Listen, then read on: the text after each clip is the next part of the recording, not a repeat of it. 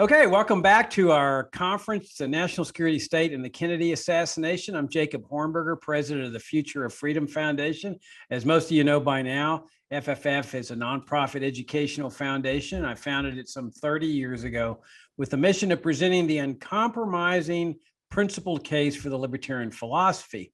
And our longtime supporters know that part of that mission over the years has been to focus on the national security state, what it's done to our country, the conversion to this particular form of governmental structure as compared to our founding governmental system of a limited government republic.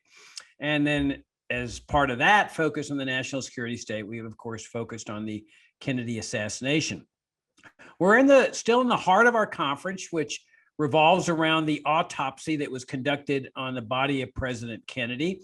We began with Douglas Horne, who, of course, served on the Assassination Records Review Board. That was his presentation last week. And now it's a real honor and pleasure to have Dr. Michael Chesser as our second speaker in this heart of our conference on the medical evidence. Dr. Chesser is a neurologist with over 30 years of experience in private practice and academics. He graduated from the University of Arkansas for medical sciences in 1981. Prior to his neurology residency at UAMS, he was a primary care physician in the Navy and later achieved the rank of commander of the United States Navy Reserves.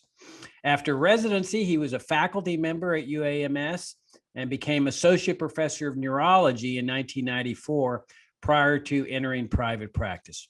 He is a board certified in adult neurology and clinical neurophysiology. And he's one of the few people who have had the opportunity of examining the autopsy records, specifically the photographs and the x-rays in the National Archives, which he's going to be talking to you about tonight. So it's an honor and a pleasure to have Dr. Chesser with us. Thank you, Michael, for joining us and sharing your insights with us. Thank you, Jacob.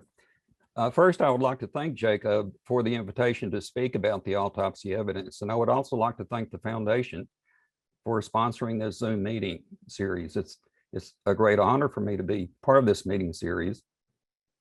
I looked at the speaker lineup and my first thought was, what in the world am I doing here? I guess the primary reason is because I have an MD behind my name and because the access to view these x-rays and photographs has been so restricted.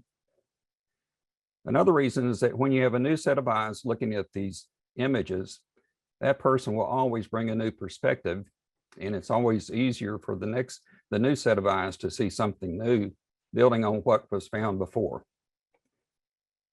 So with that, let's go ahead and get started. I'll share my screen.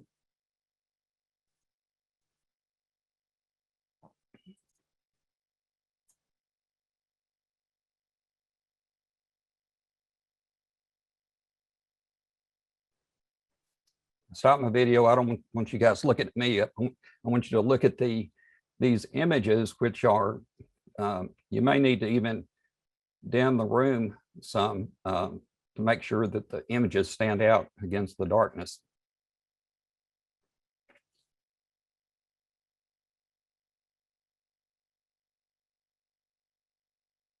Here we go. These x-rays reviewed here include the images of the original and the House Select Committee enhanced skull x-rays, which were published with the House Select Committee report in 1978. And anyone can purchase these images from the archives.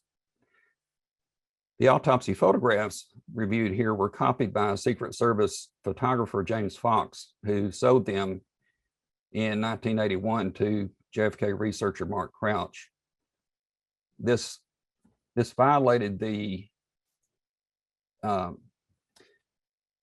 legal arrangement of the deed of gift, which I'll be talking about later, but apparently there were no repercussions for selling these images. Doug Horne covered this last week. Robert Kennedy was given the medical evidence in April of '65, and Admiral Berkeley facilitated the transfer of I'm sorry, not just the images, but the medical evidence, the total all of the medical evidence was transferred from a safe in the executive building in April '65. Later that year, Public Law 89-318 was passed by Congress, which ruled that all of the assassination-related documents and material must be placed into the custody of the federal government. RFK was resistant to giving over the medical evidence, and there was some back and forth between the Kennedy family attorney, Burt Marshall, and the Department of Justice, and finally, all of the material was transferred except for some items that Doug mentioned last week, which included the brain and some brain slides and some other materials. So this deed of gift requires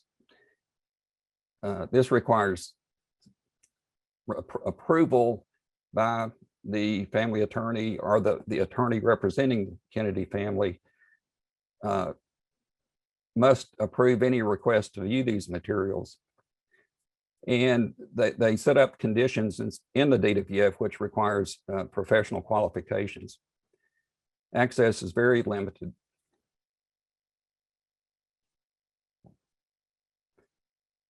So I requested approval, and it took me a while. I had to whittle down my request of items that I wanted to view, and finally I was approved to view only the original skull x-rays. So I saw those in April 15. I'd been looking at the images or the film, x-ray film, for about 3 hours and taking optical density readings when it was discovered that I was looking at the House Select Committee enhanced film and not the original. And I won't go into the details, but it was fortunate for me that I was able to see the HSCA enhanced film.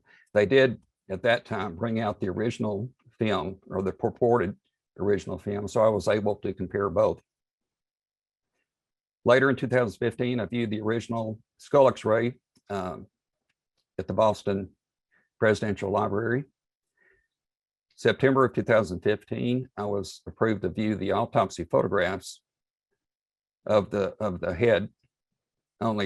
Actually, I've only seen the skull x-rays and the autopsy photographs pertaining to the head injury. I was not approved to view any other x-rays or photographs. And then in June 2017, I viewed the digital images of the autopsy photographs, which were prepared for the Assassinations Record Review Board in 1997. You'll hear these terms over and over tonight, and I'll be talking about the frontal bone, parietal bone, occipital bone, temporal bone. The frontal lobe is the largest lobe of the brain, and the parietal bone is the largest skull bone.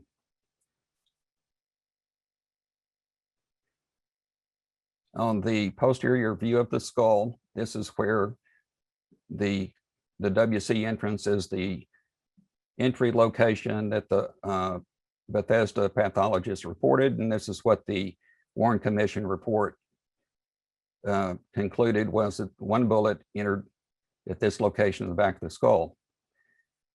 The Clark panel and Rockefeller Commission and the House Select Committee then moved the entry location from low in the skull to high in the back of the skull.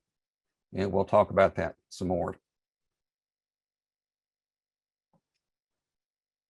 So if there's only one thing that you should remember about the autopsy evidence, it should be this: that the government appointed medical panels, which followed the Warren Commission, the Clark panel, Rockefeller Commission, and the House Select Committee panel, stated that the autopsy pathologists were wrong about the entry location.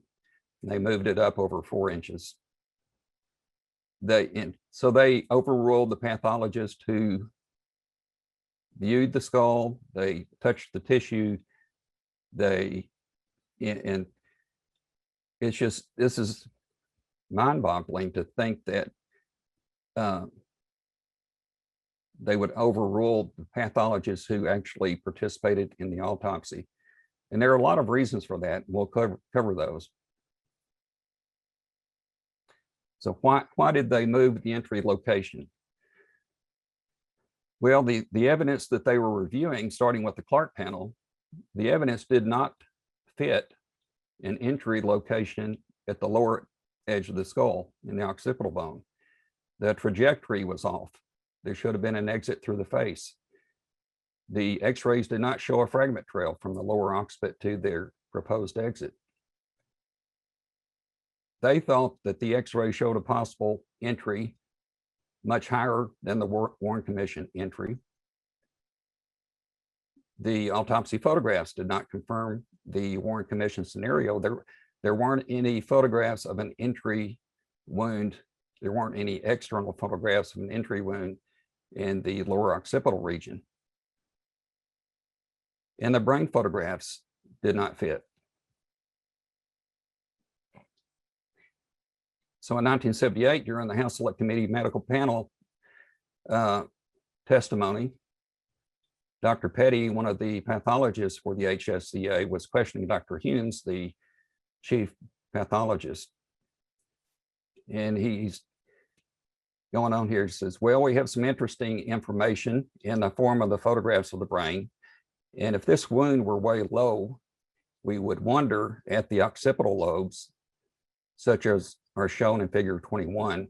And here the cerebellum is intact, as well as the occipital lobes. And this has us concerned right down the line as to where precisely the in-shoot wound was. This is why we found ourselves in a quandary. One of the reasons that we very much wanted to have you come down today. So it's very interesting reading Dr. Humes' testimony, and he was basically badgered for quite a while until he finally stated, well, maybe I was wrong. Maybe it was higher where you place the entry.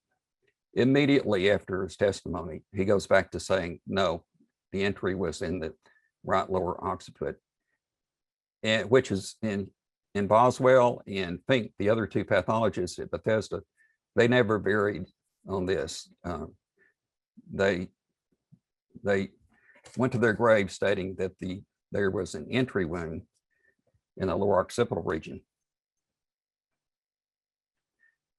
This is the trajectory from the House Select Committee.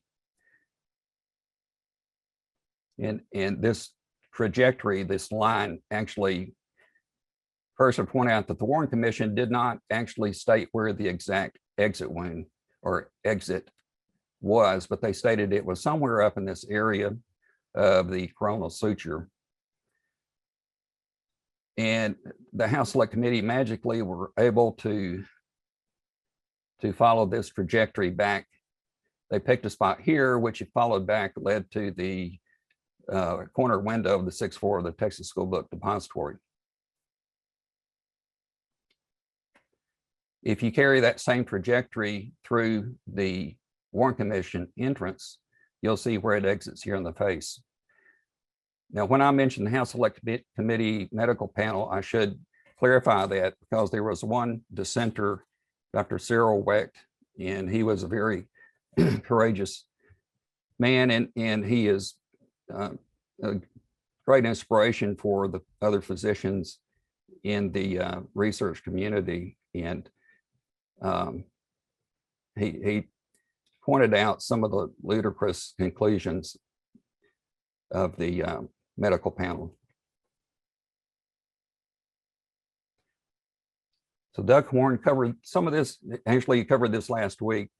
This is Commander John Ebersol, the radiologist that he was, I think he was just fresh out of training. He went on to become a radiation oncologist, but he was the radiologist at the autopsy.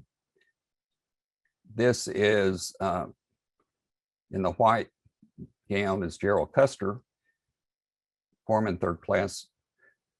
Gerald Custer, and then over here is Edward Reed. Ebersol and Custer stated that there were at least 5 x-rays taken. And Custer said there were 2 obliques. Now Reed was Well, he said there were only 2. Now, if there were obliques taken, and undoubtedly there were, that would have helped tremendously in analyzing the location of some of these fractures and fragment trails.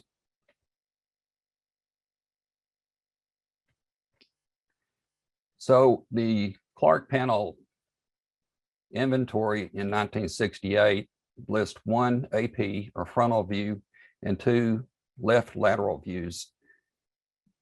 And we'll talk about this later. Were they both left laterals, or was one left and one right? Okay. I hope you can see these images. The top left image is the frontal view, the AP view of the purported original X-ray. These images were all placed in the House Select Committee report in 1978. So this is the AP, and the lateral, which was presented as a right lateral.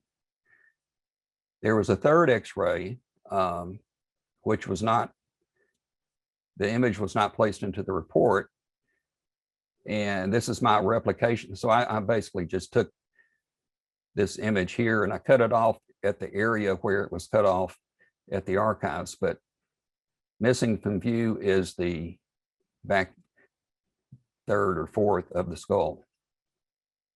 These are the enhanced images on the bottom. Now the enhanced film, the X-ray film that was the product of enhancement, does not look like this. It's not near as bright. And I'll talk about some of the differences, but one other thing I'll point out, especially this lateral skull X-ray looks a lot different on this image in the House Select Committee report than it does at the archives.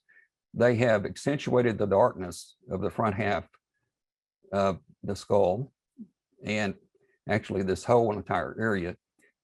In all these films, they darkened the facial bones. The other thing they did was accentuated the brightness of the back half of the skull.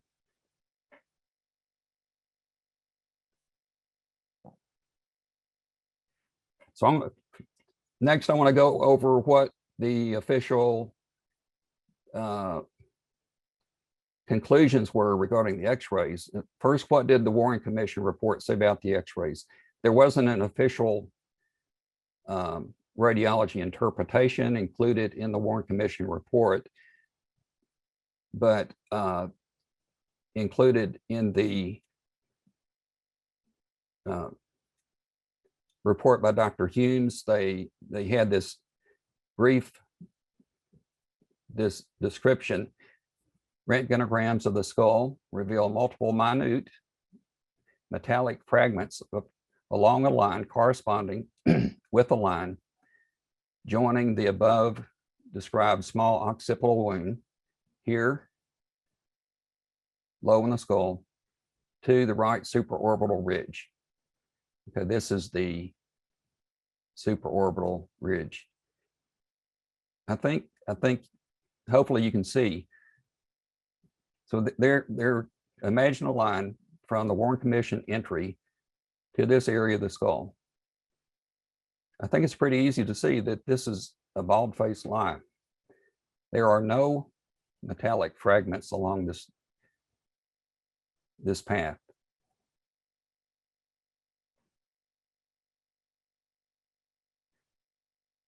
Then for the Clark panel, one of the most prestigious radiologists in the country, Russell Morgan, who was chairman of radiology at Johns Hopkins, he went on to become dean of the medical school. He was just a great physician. He did a lot of things to improve safety in radiology. This is what he said about the X-rays. On one of the lateral films of the skull, a hole measuring approximately 8 millimeters in diameter on the outer surface can be seen in profile, approximately 100 millimeters above the external occipital protuberance. So they've moved up the entry location. He said the metallic fragments visualized within the right cerebral hemisphere fall into two groups. One of relatively large fragments. And then the second group consists of finely divided fragments distributed into a posterior to anterior direction, posterior to anterior, 45 millimeters long, 8 millimeters wide. So he's talking about this group of fragments here. He says, as seen on the lateral film, this formation overlies the position of the coronal suture. Well, the coronal suture would be approximately here. Its long axis, if extended backwards, would pass through the above mentioned hole. It actually doesn't appear to pass through their proposed entry location. First, I'd point out that this is what they're calling an entry location, that this is a hole. And as you can see, it's just overlapping skull. This is the skull had somewhat dislodged. And so there's not an actual hole that you can see in this location. He also says the fragment trail appears to end anteriorly to the front, immediately below the badly fragmented frontal and parietal bones, just anterior to the region of the coronal suture. So it doesn't end there. It actually goes here and actually extends even up to the inner surface of the skull, and I'll point that out later. So, you know, Dr. Morgan was a very smart man. I mean, he's stating something here that's false. This is what I think most of these physicians early on, the Bethesda pathologists and Dr. Morgan, I think they were probably asked to assist the government, and they were probably given the same line that LBJ gave to Chief Justice Warren to get him to participate in the Warren Commission, or to form the commission, was that they needed their help for reasons of national security. That if people knew that the Russians or Cubans did this, then they would demand war. And you know, people like Dr. Russell Morgan, if the country calls, they would do their duty. Now this is 14 years later. I'm sorry, it wasn't that long. It was 9 years later when the House Select Committee was meeting. I just stumbled across this article looking for another article on Dr. Morgan. And this is what he said 9 years later. And since the examination 9 years ago, Dr. Morgan said he is having second thoughts about what kind of bullet hit the president. He said the fragmentation in the X-ray was so severe that one had to wonder if it was a so-called dum-dum hollow point bullet, as opposed to the kind which was found on the floor beside Conley. That would mean either that Oswald was using two kinds of bullets in his rifle, or that there was another gunman firing from the 6th floor along with him. Dr. Morgan said that he would be willing to participate in another examination of the X-ray evidence as part of the present congressional investigation. He even suggested that exhuming Kennedy's body might answer some questions about the nature of the bullet fragments. I think probably Dr. Morgan found out that they were going to release the images. And, you know, they were probably told when he initially participated in the Clark panel, this is just speculation on my part, but I would imagine that they would have been told that these X-rays will never be seen by the public. The next radiologist to provide a report was during the House Select Committee, David Davis. He was chairman of radiology at George Washington in DC. He generally agreed with Dr. Morgan's interpretation from the Clark panel, although he couldn't totally explain the fragment pattern.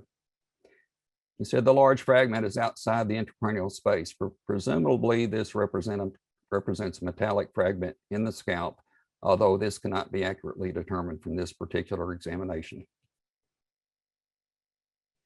Next was G.M. McDonald, who was in charge of the enhancement of the X-rays for the House Select Committee. He was in private practice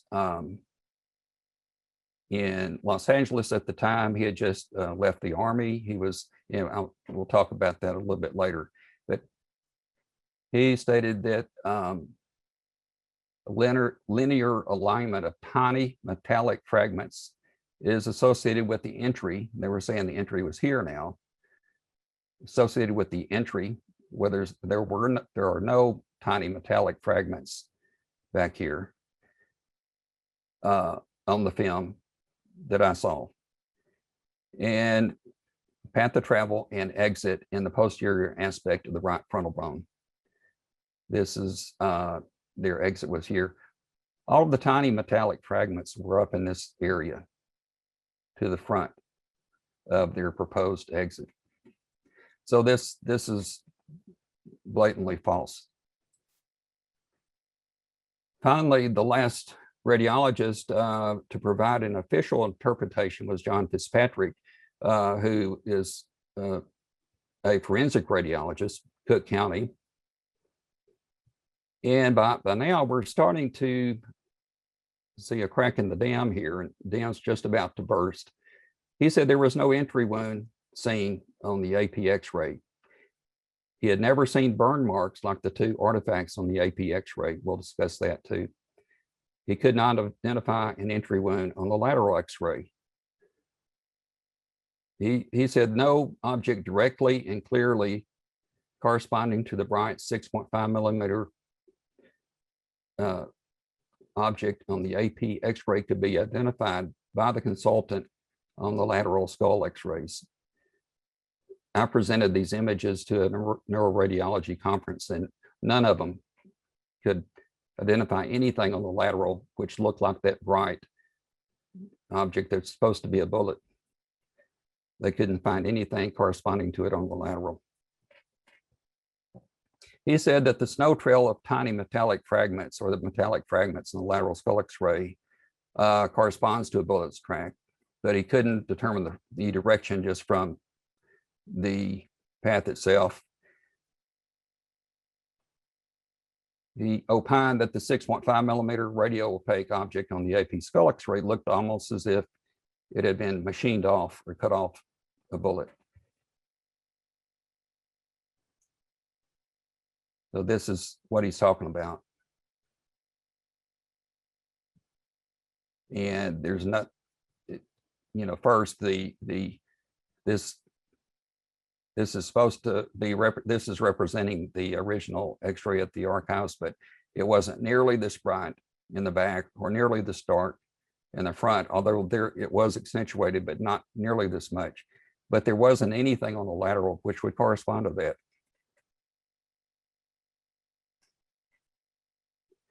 This is the 1960 lateral skull X-ray, which I located after several months. It was at the Presidential Library where it was labeled a sinus X-ray. Now the frontal view, this was a little bit off.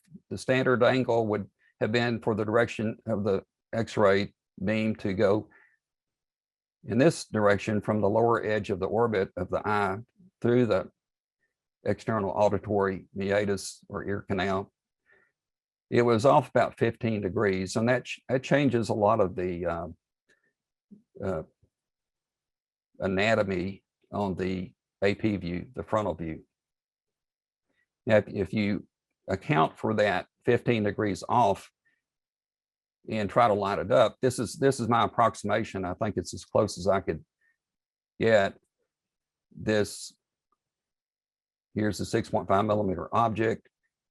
This is a small object that we'll talk about later, but it somewhat lines up with that, but it's small and it's not very bright on the original.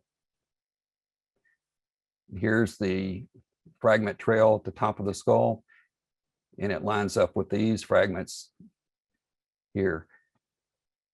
This is a very complex skull injury. This area here with these dark area, this is the frontal sinus on the right. This is a fracture which is at the back of the skull on the left. This is where the burn marks are at. There was air in the underneath the frontal temporal lobes over here. There was air in here that made the X-ray appear much more dark than you would expect. There was air even between the brain and the skull over here on the left. Okay, I want to talk about evidence that I think supports a right frontal entry. Now, before I went to the archives, the only images I had seen of the X-rays at that time were the House Select Committee images. These you'll find on the internet. I had looked at them on the JFK Lancer website. I had not seen any other images or the images from the House Select Committee report. So I just studied these, and I was very interested in these two little bulges over here. This bone here is the right side of the frontal bone, which had separated from the left side, and it had collapsed back into the cranial vault. These bulges probably, or this area of the right frontal bone, or the right frontal region, would have been originally probably up in this area before it collapsed backward.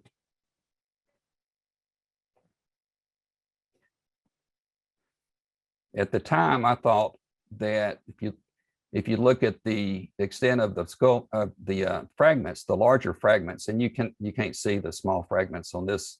There are some small fragments here, but you can't see most of them that you see on the original. I thought that they fanned out from this area of the right frontal bone.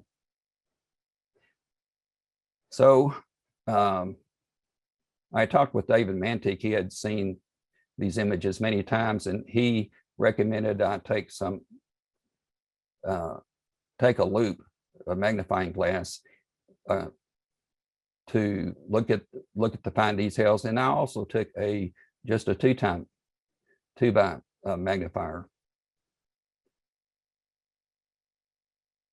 Here's a closer up view of those two bulges.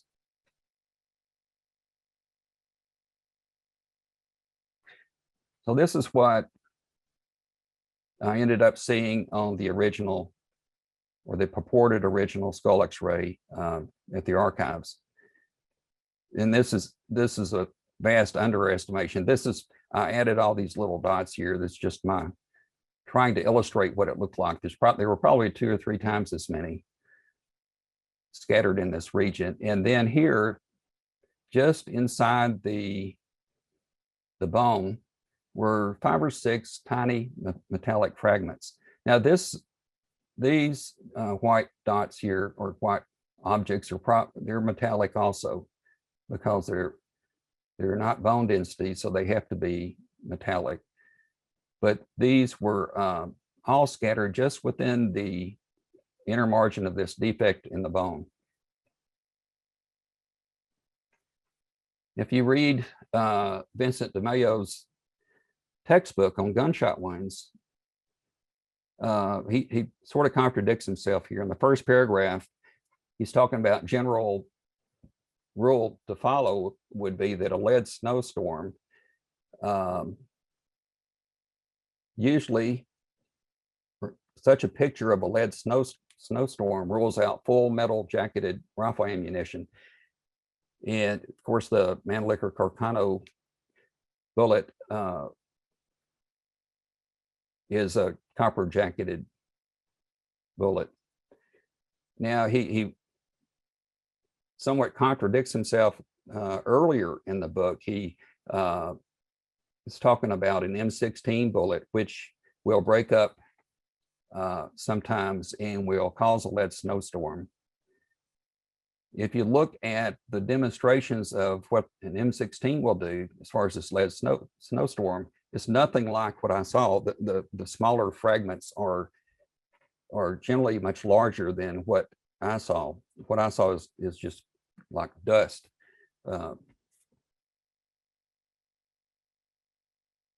So anyway, he went on to, and as far as I know, Dr. DeMayo had never seen the x-rays of President Kennedy, but he is supporting the Warren Commission here. And actually he states that the bullet struck the skull at a shallow angle in the occipital region, which that is the Warren Commission entrance. The subsequent panels all stated that the entry was in the frontal bone.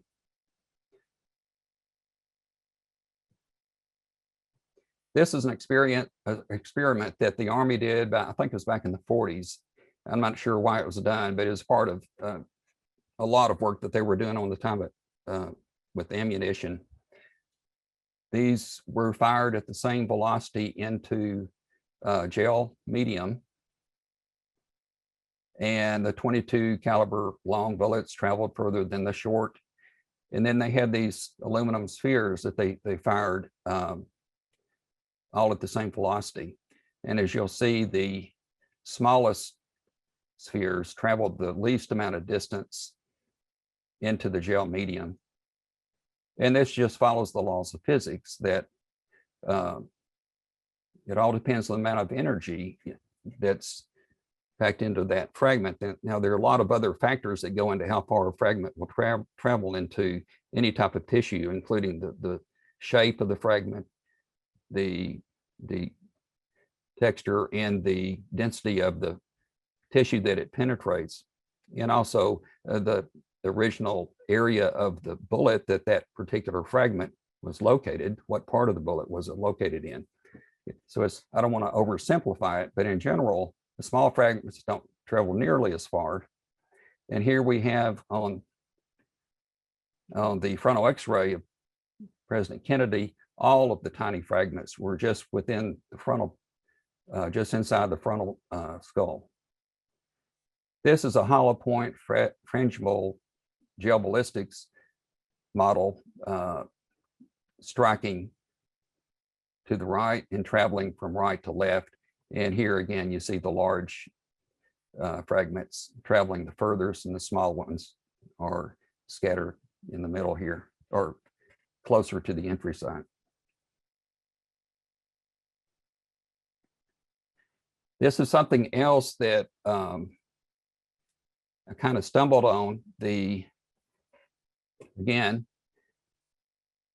this is the original image on the left from the House Select Committee report, which is different than what I saw on the X-ray at NERA. NERA is the archives. And then you have the enhanced image from the House Select Committee report. So if you line up the corresponding areas of the frontal bone and try to figure out where these two bulges are located, the top bulge corresponds with this lower fragment, which is just inside the skull. The top fragment appeared to be, if that is a fragment, appeared to be above this region, level with the skull. The lower bulge effectively covers up these tiny fragments that are just within this gap in the frontal bone. So when I first saw this, I thought it was Dr. McDonald that was responsible for this image, but the more I thought about it, it probably wasn't. He was in LA. It probably was someone associated with the publication of the House Select Committee report, or someone who had to sign off on it. But this is artistry. This is not any computer enhancement. These two bulges look like pure artistry to me.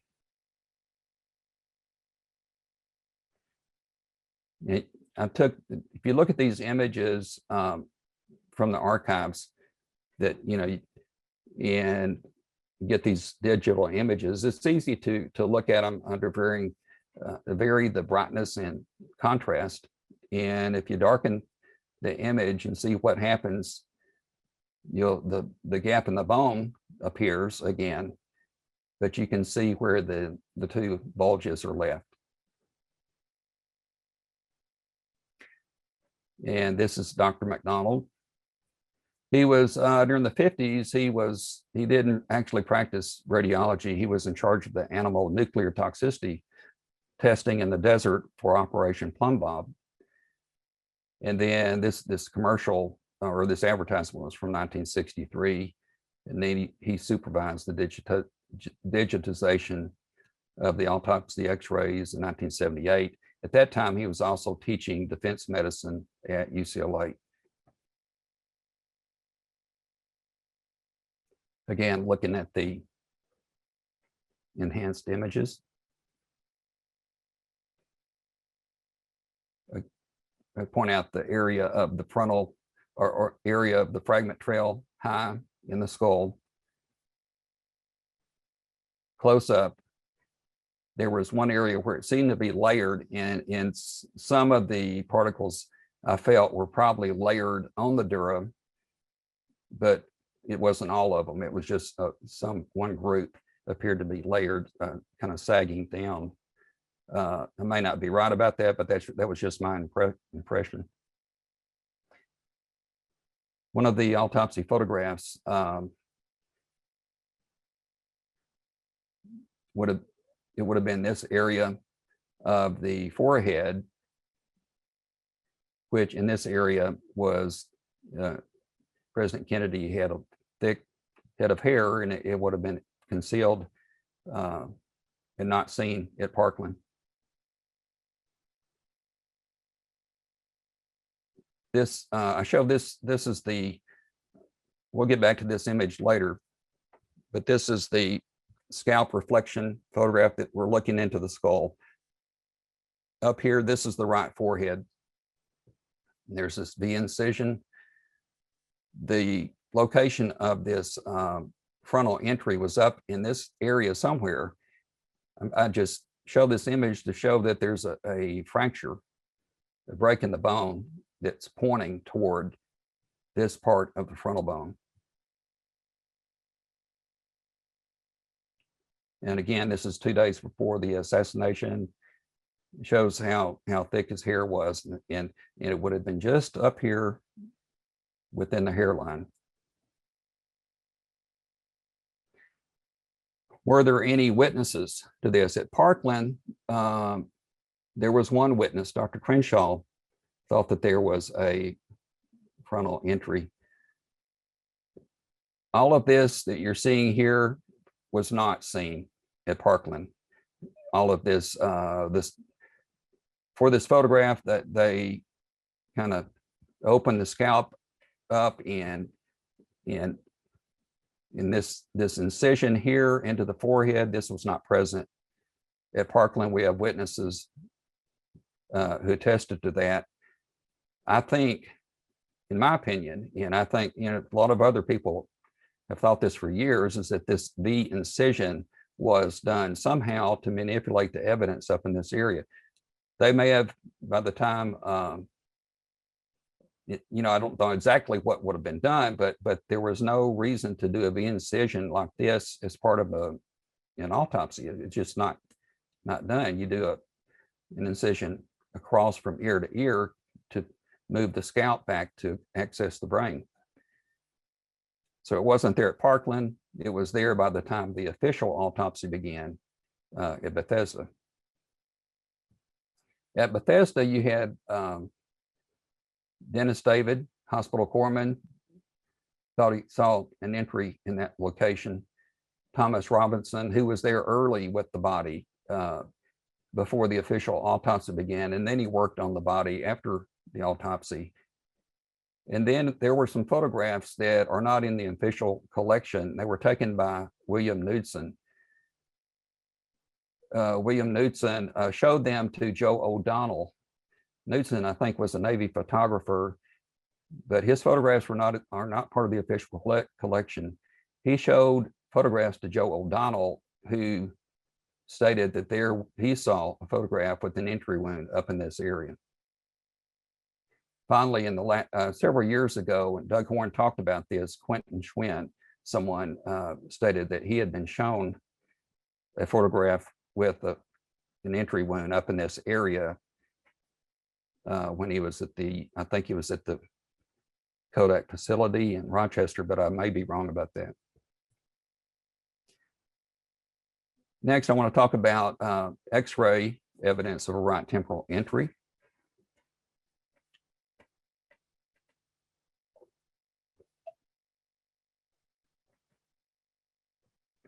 Again, the temporal bone.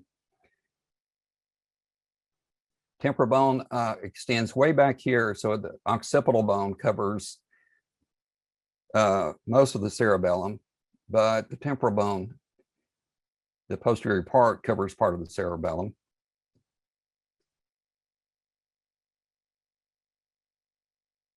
So we'll be talking about this area in the circle in red. Now this X-ray image that is in the House Select Committee report, this original image, again, I've got to point out something, that it's not like the image, not like the film. This is the sella turcica, the bony cave that houses the pituitary. It's totally blacked out on this image, but it was visible on the X-ray film at the archives. It's a little bit, it's borderline enlarged, and that's one of the things I wanted to do, was to measure the sella turcica to see if it might be actually enlarged, which might mean a pituitary tumor. Unfortunately, the film at the archives of this area was all fractured.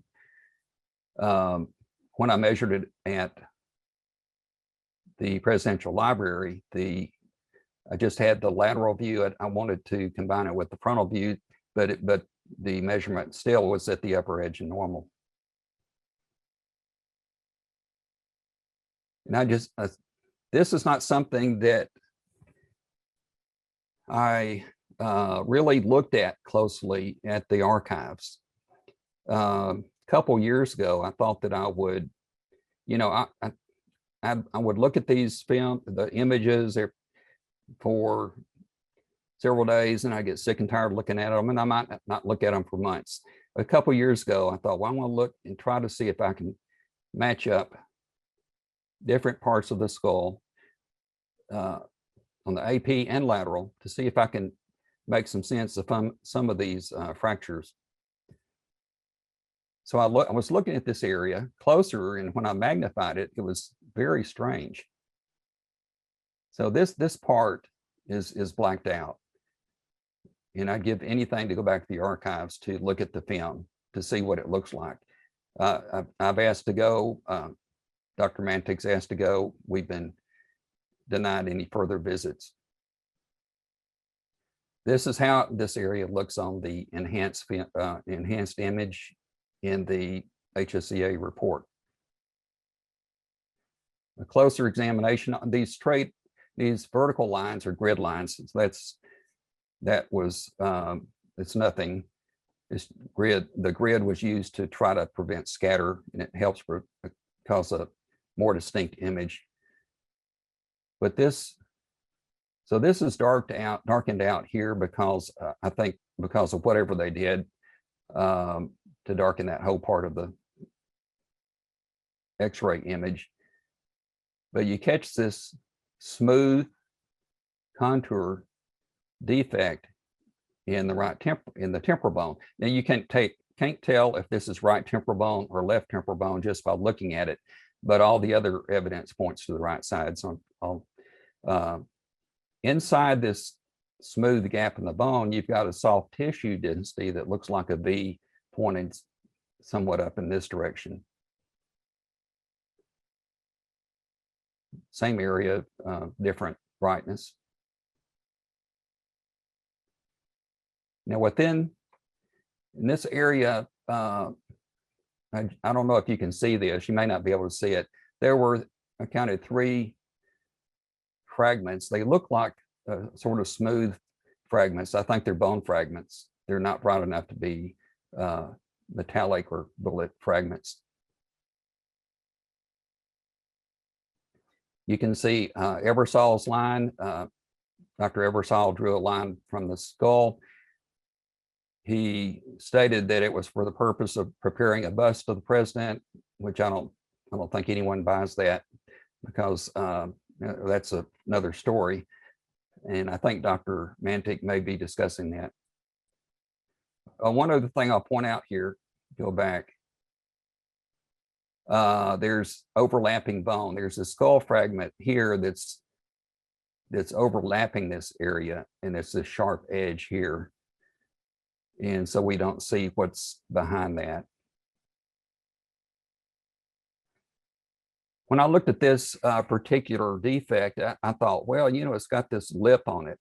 It looks a little bit, it has some of the characteristics of a keyhole fracture, which you have a keyhole fracture is associated with a tangential strike, a bullet striking the bone at a shallow angle, and it'll cause this one area, and then it kind of spreads out from there, and it will eject bone in the exit region.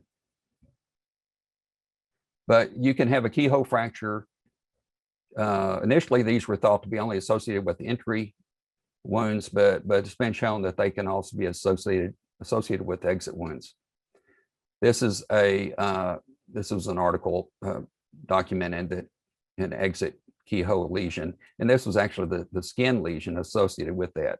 I thought it was kind of interesting that it's a V-shaped lesion associated with a keyhole wound. So looking at this area again, a little bit darker, you can see fragment here, fragment here. So this again is what I'm talking about, the smooth defect in the right temporal bone. And I think this is a soft tissue density, all of this whiteness here. I think there's a soft tissue defect there. So the reason I ended up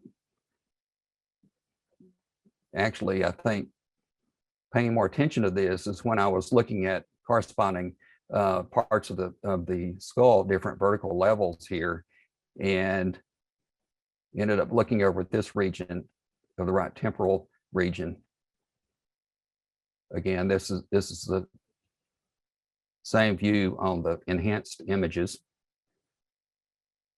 This is the burn mark there. So next, let's look at this a little bit closer detail. First, I want to point out that when you look at any particular area of an X-ray, say the frontal view, you're looking at all the tissue along this band, which includes skin, scalp, bone, dura, brain, blood vessels, everything. So it's an accumulation of all the tissue in that band across the skull. Likewise, when you look at a lateral X-ray, you're looking at the same principle. So this is a comparison of this area of the right side of the skull with the left. So the temporal, actually it'd be hard to make out exactly the temporal bone. It was probably back in this region here, but you've got a lot of overlapping bone here. This is the cheek, the zygomatic arch. This is you've got the orbit that houses the eye, and then you've got parts of the inner table of the skull. And you've got all these fragments over here that are visible that you don't see them on the left side. Let's take a closer look, and you'll see all these globular densities in this area. And this is probably a part of a fracture in this area.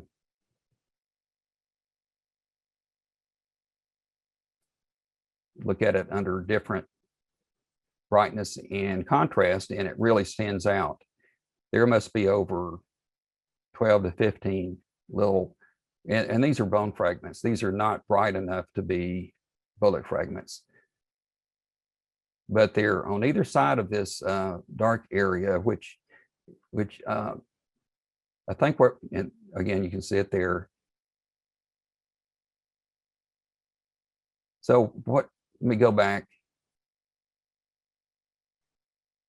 So we're seeing all these fragments on this view, which cuts across the temporal bone. It even extends back to probably back to the occipital bone. So they're lying along a path somewhere in here.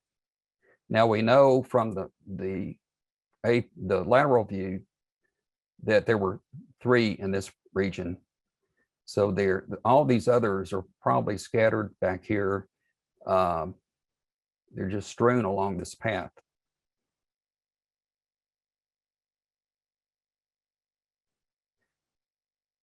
So I think there's either an entry or an exit wound there. And and one other thing I noted about that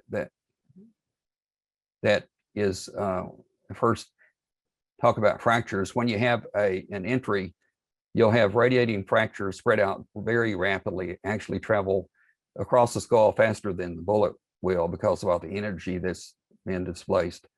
And then you'll have concentric fractures that are due to like the heaving, the pressure wave that builds across there. And this is something when I went back, the last time I went to the archives, they let me look at the HSCA film again, not the originals, but they let me look at the enhanced film again. And I saw this fracture that I didn't see the first time. And there's an arcing fracture here in the right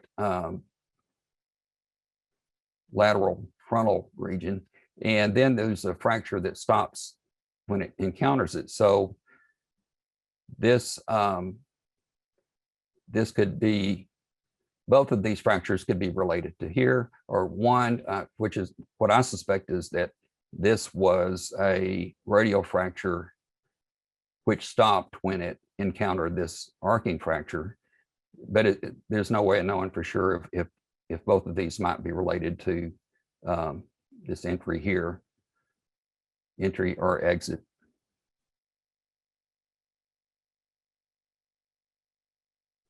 The Zapruder frame 312 right before the big blast. This is the orientation of the skull. So I show this just to show that an entry, I think there was an entry down low, but it would not have come from the 6th floor of the depository. It would have come from probably most people think it would have been at the Daltex building, possibly a lower floor. If this is an exit wound, then it would have been from this lower occipital entry. If it's an entry wound, which is more likely actually when you look at all the evidence, if it's an entry wound, then it would have come from the null, most likely. Were there any witnesses to a right temporal entry wound?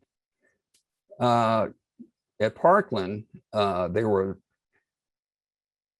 witnesses, Dr. Gene Aiken, and then Dr. Don Curtis is an oral surgeon who's retired, and he gave a talk at one of the meetings recently, and this is what he told me. You know, he was in the room. He was actually, he says, I was standing at the other end of the gurney in the Parkland ER on the left side. Dr. Clark was on the right side. He raised the head to describe the wound. I did hear him say cerebellum, which places the wound posterior and inferior. Would have placed the big exit wound back here. After they left, I went around the head of the table. What I saw with the wound back down on the pillow was the right wound margin and cranial contents on the pillow. He says, I did not see the right temporal wound. However, my chief, Dr. Robert Walker, told me the following Monday morning that he saw what appeared to him to be a bullet hole in the right temple, and he well knew a bullet hole. Now, at Bethesda, James Jenkins, who was hospital corpsman, who assisted Dr. Humes, and he was near the head of the table during the autopsy. He states that he saw what he thought was an entry wound here, and he says there was a grayish rim around a hole here. If his memory is correct, and this was a grayish rim, then it could have been what's called bullet wipe, which is soot, which comes off the bullet as it enters tissue. There was a Bethesda pathologist who said he saw a bullet wound in this right area, but I don't know if he was talking about, we don't have any further information about that to know exactly what he described. Did he see this, all this? Now, when I looked at the photographs at the archives, I thought there was an area which looked like a blood-filled hole, but I couldn't, on the photographs, you can't get a real distinct image as well as you can with the digital images. But at the time I looked at it, I thought, man, that looks like a blood-filled hole. When I went back and looked at the digital images, which were prepared for the ARRB, they let me look at those. This photograph was not included in the collection, unfortunately.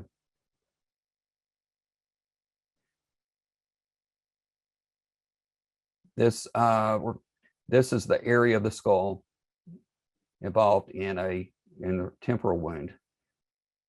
If a close-up shows this fracture, which I think is what I was seeing on that HSCA film. So a curving fracture.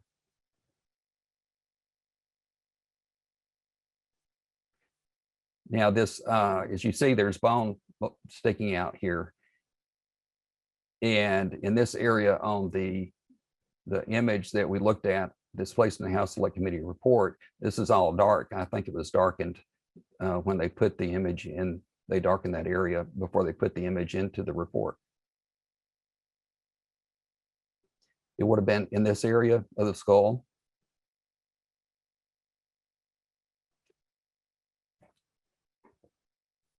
Next, I want to talk about evidence for right lower occipital entry. Is there any X-ray evidence for right lower occipital entry? So the pathologists at Bethesda, they said they saw a hole in the scalp and the skull. Their description varied, especially Dr. Hume's description varied quite a bit, but they consistently said that they thought there was an entry down here.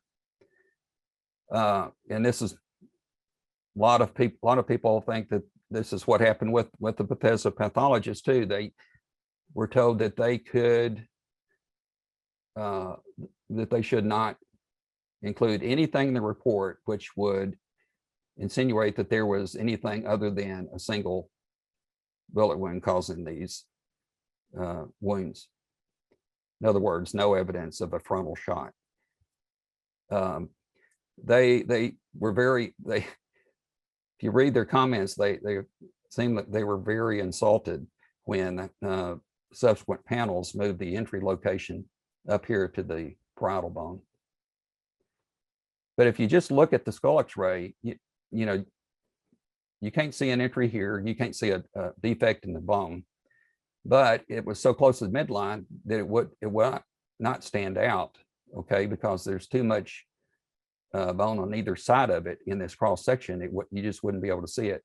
Now on the AP view, it would be down here low, and it's completely covered up by the facial bones. So it's an area that's where you really can't see it.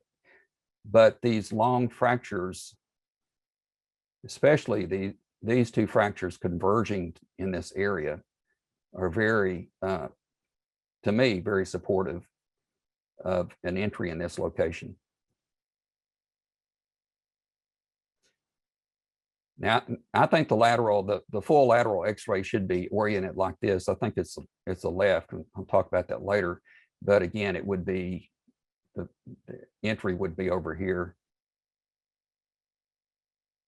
You can see a little bit lower on the AP image of the original, but you still can't see a hole.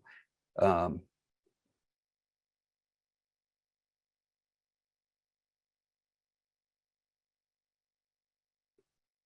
if you look at the negative image of the HSCA enhanced image, one thing you'll notice, I'll talk about a general rule of these fractures. It's called Poupé's rule. So if the short fracture here is fracture 1, stops when it encounters fracture 2. So when fracture 1 stops when it encounters fracture 2, then fracture 2 was formed first. A fracture cannot propagate over an open space. This fracture appears to be associated with this HSCA designated entry site. That's what they said was the entry site. I think it was this area. There was some exit, but no evidence of an entry. The fact that this fracture, which emanates from this area, stops when it encounters this fracture, totally goes against a single entry in this region. But it does indicate that these long fractures here formed before this one did up here. So this tends to lend some support to the Warren Commission pathologists that there was an entry in this at this area.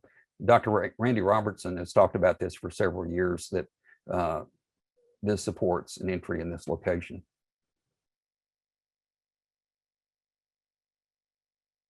If you look a little bit, I tried to do as much as I could to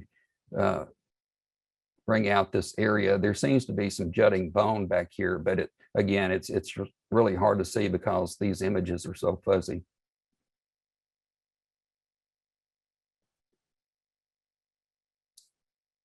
And again, this area would have been down here, and it was just it's too low to see, but it's obscured by all the facial bones.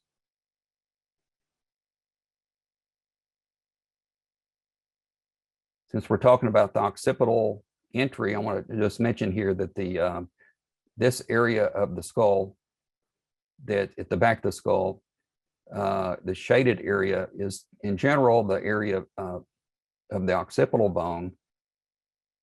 It's not the whole triangle there, but it's this region. On this negative image, a close-up, there is some missing skull, which extends down into this region. And I agree with Dr. David Mantik that this has the configuration of a bone fragment, which was found in Dallas. And he's going to talk about that. It's called the Harper fragment. So that this appears to show some loss of bone, which I believe has to be loss of bone in the occipital bone. You can tell it's occipital because this is the suture separating this line here. It's the suture separating the frontal bone and the occipital bone. You see it on the left side, but I didn't see it at all on the right.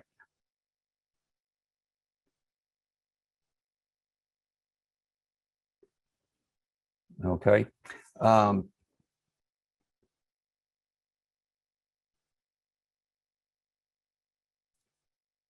Sorry, I'm skipping over those, but I wanted to go ahead and look at the photographs.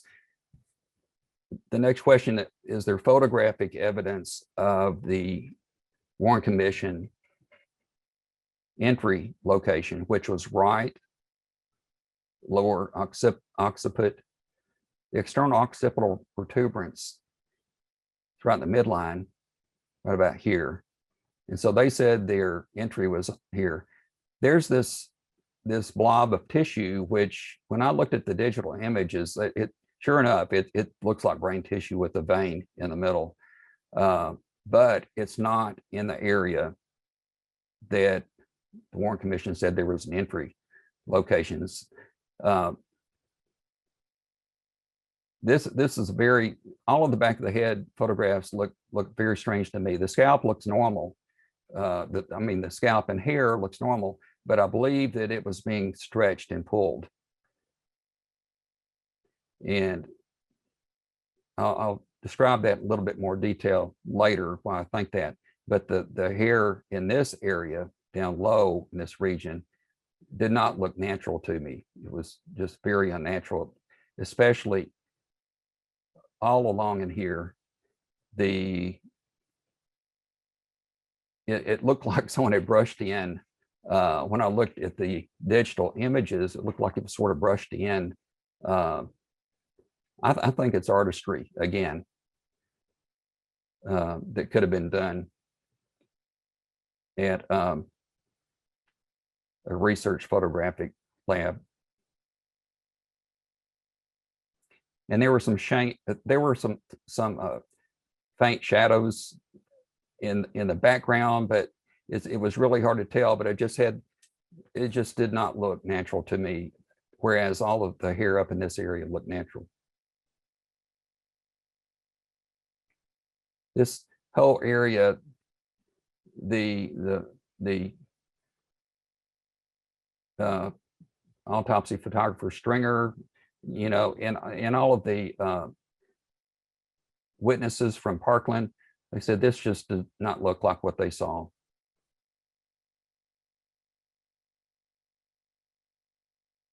Next, we'll talk about the brain photographs. First, I want to go over all of the testimony from Dallas, from Parkland, about the appearance of the skull and brain. Dr. Kemp Clark was the chairman of neurosurgery. He was trained at Columbia Presbyterian, the top neurologic institute in the country at the time. He dictated a statement which his chairman, or I think it was Dr. Shires or someone at the medical school, asked all of the physicians to dictate their thoughts and what they saw. And in Dr. Clark's statement, he said there was a large wound in the right occipital parietal region from which profuse bleeding was occurring. Both cerebral and cerebellar tissue was extruding from the wound. Then during his Warren Commission testimony, he said, just let me state that the loss of cerebellar tissue would probably have been of minimal consequence in the performance of his duties. The loss of the right occipital and probably part of the right parietal lobes would have been of specific importance. This was before we knew that the cerebellar has some input as far as cognition and executive functioning, but at this time, the statement was correct. At the time that he stated it, it was a correct statement. Dr. Marion Jenkins was at the head of the table. He was the anesthesiologist. He was another extremely well-trained physician. He was trained at Mass General in Boston.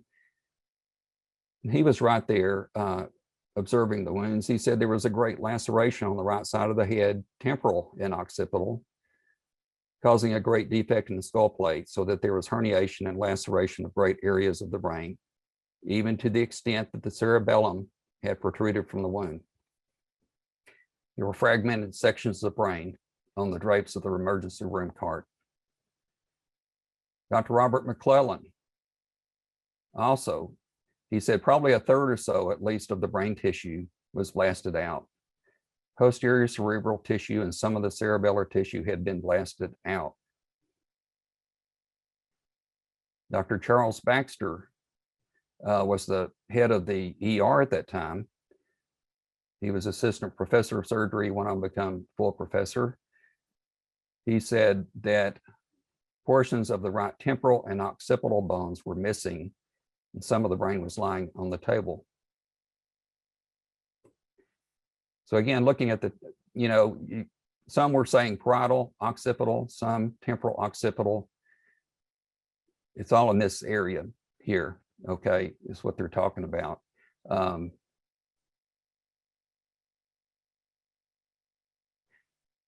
Now I want to talk about what the brain photographs look like at the archives.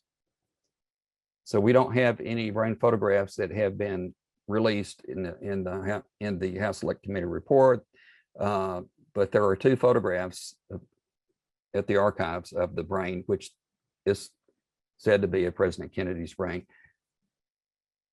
But this drawing was placed in the Warren Commission report, and it basically conforms to, it's close to what the top surface of that brain looks like. I saw swelling and some distortion of the left hemisphere.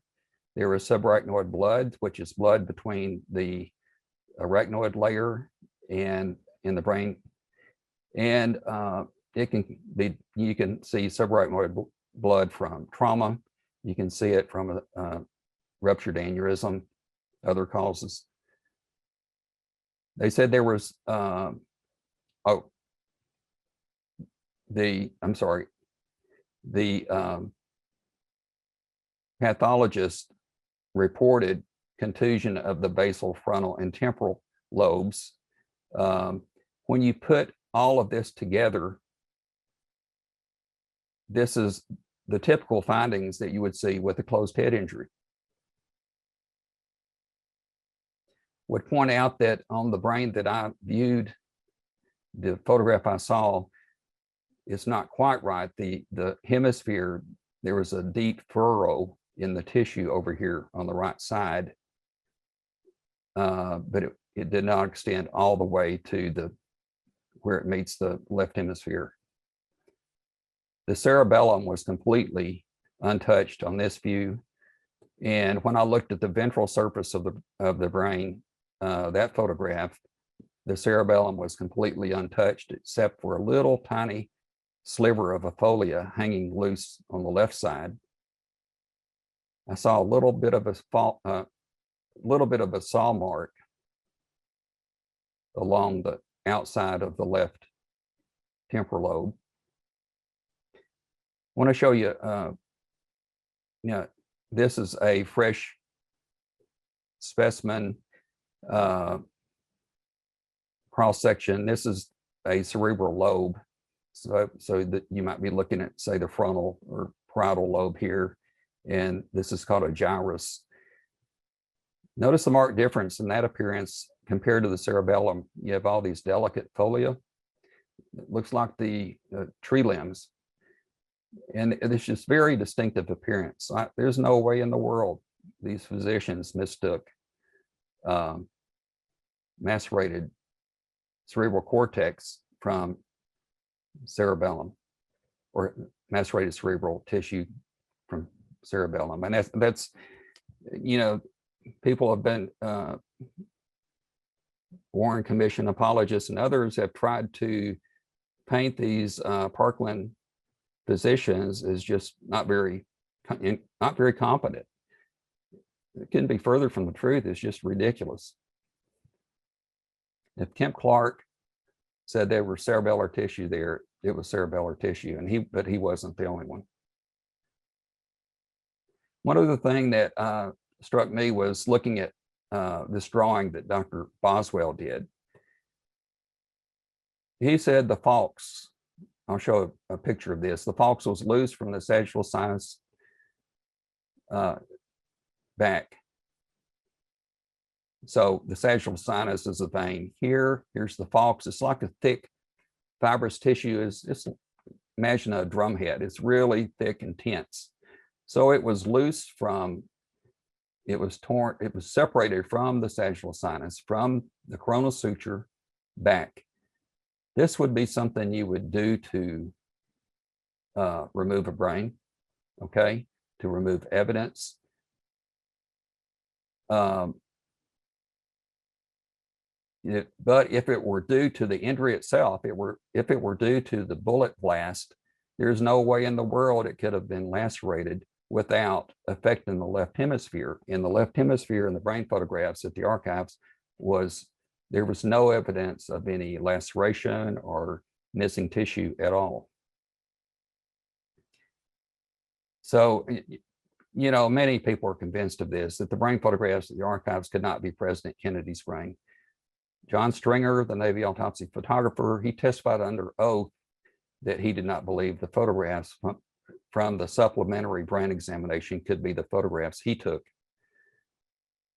And I just mentioned that about the loss of skull. Actually, loss of skull extended across the midline to the left. The falx was torn, yet there's no damage to the left hemisphere. I think the falx was torn because of pre-autopsy removal of evidence.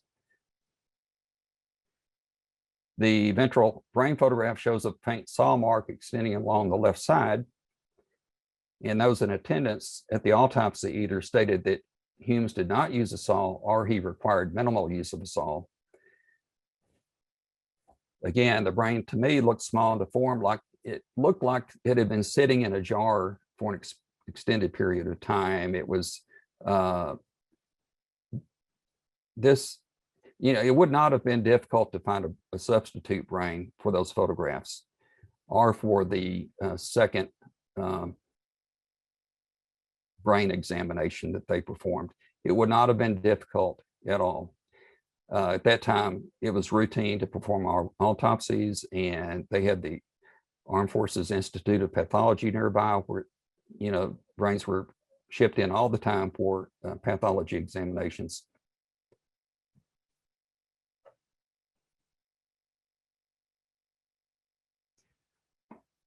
I hope everyone's still with me here.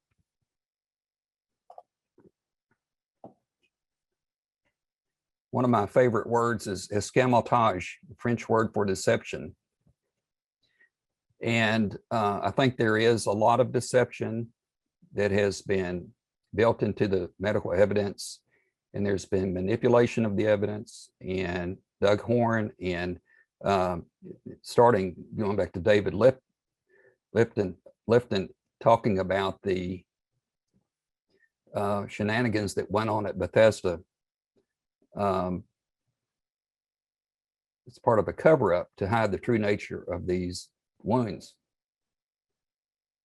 I want to first review someone called in during the Assassinations Record Review Board in 1995. Her name is Janie Taylor. She's not living now. She was a biologist at NIH. And when she called in, she was found to be very credible. She told the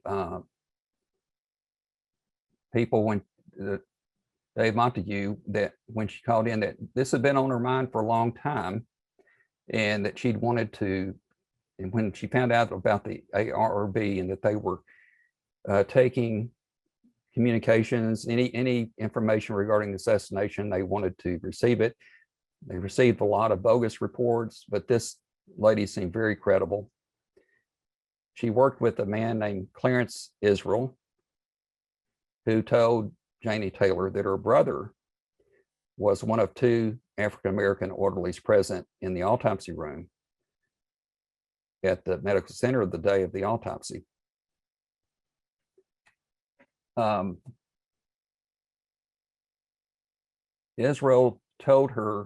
Clarence told her that her brother and the orderly saw one doctor in the autopsy room at the medical center who was waiting for some time prior to the arrival of the body and any other physicians. When the body arrived, many people were forced out of the room, and the doctor performed some type of mutilation of 3 bullet punctures to the head area. The doctor was working at a very hurried pace and was done within a few minutes, at which point he left the autopsy room. Okay, this is Clarence Israel on the left. And this is Albert, his brother. So it would have been Albert in the autopsy room. They both worked at NIH, at least in the 70s.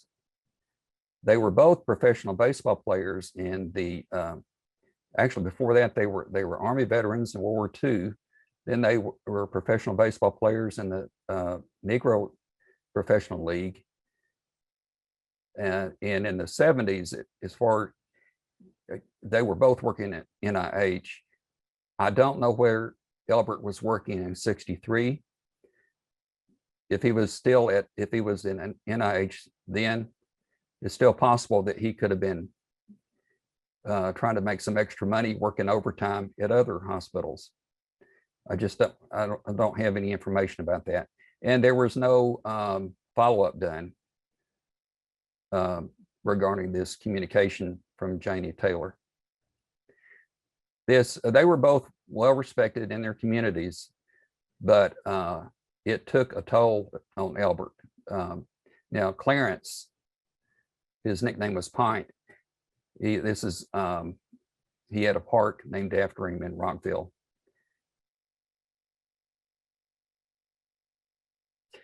So moving on, talking about manipulation or alteration of the evidence.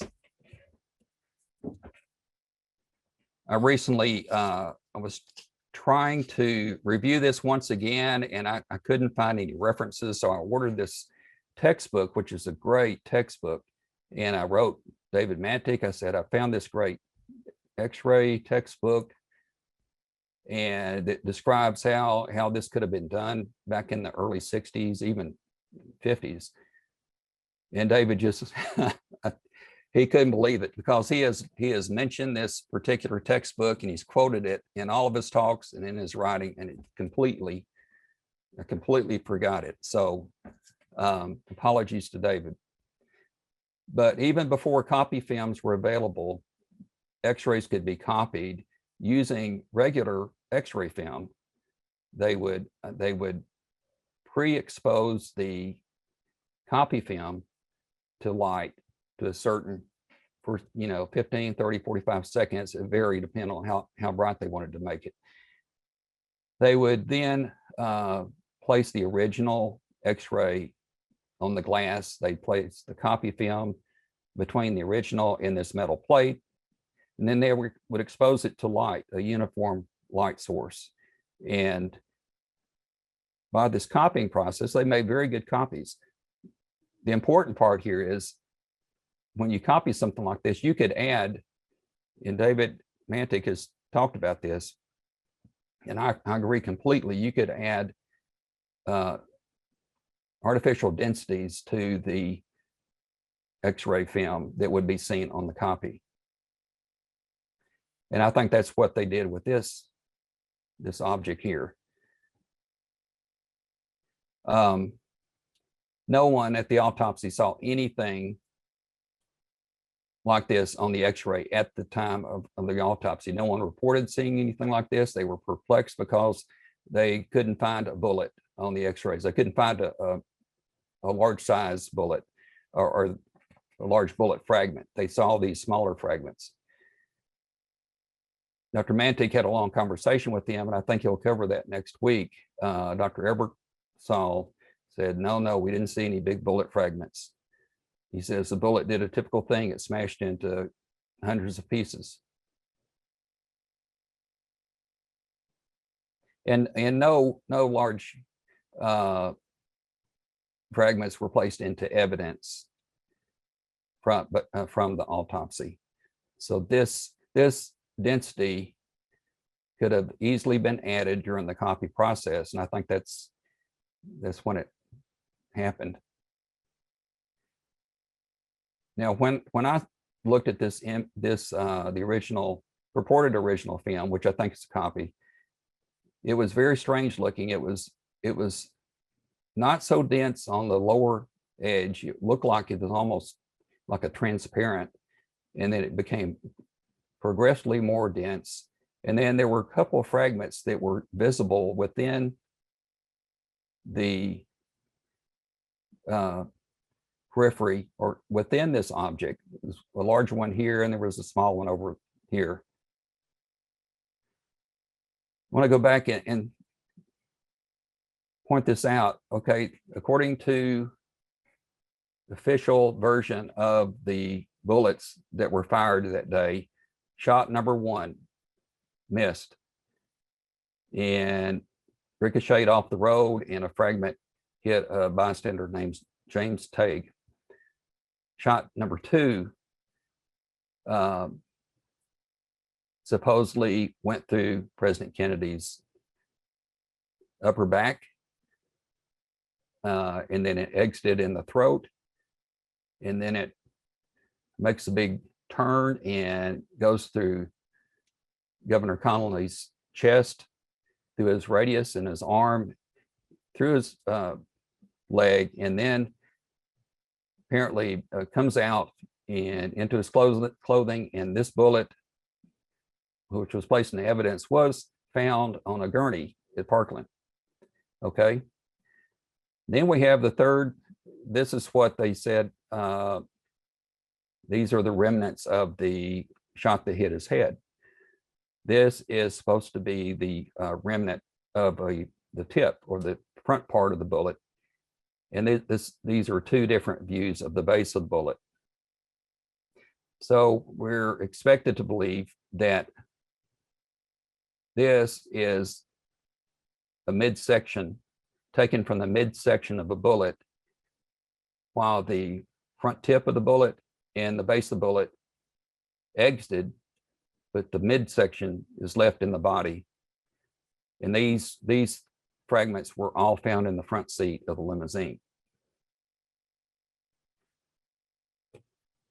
It's a whopper. It's just hard to imagine that anyone would believe this. I think this is probably where these fragments came from. There's this indentation noted in the limousine after the assassination, and we have all these photographs of it. And this metal bar was removed from the limousine and is now in evidence. It's one of the artifacts at the archives. Someone named Anthony Marsh. At first, I would point out, Secret Service Chief James Rowley submitted a letter after the assassination stating that this dent was caused by routine maintenance back in 1961. Well, Anthony Marsh does some investigating, and he found photographs of the limousine prior to, November 63, between 61 and November 63, and it was in perfect shape. There weren't any holes there. Marsh also reported that Robert Groden, who worked with the HSCA, he looked at this and he thought that the tip of a bullet would have fit perfectly into this hole in the metal frame. Next, this is another area of possible alteration or probable alteration, the white patch. This is on the original image. Darken it, and you start to see the white patch kind of stand out a little bit. This is the negative image of the HSCA enhanced image, and you can see that the outline of it, sharp edges.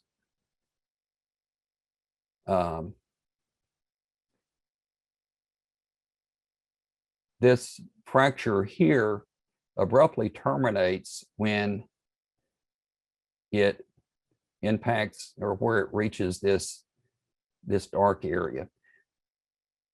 Now, one of the reasons that David Mantik, when he looked at this, he thought it was suspicious.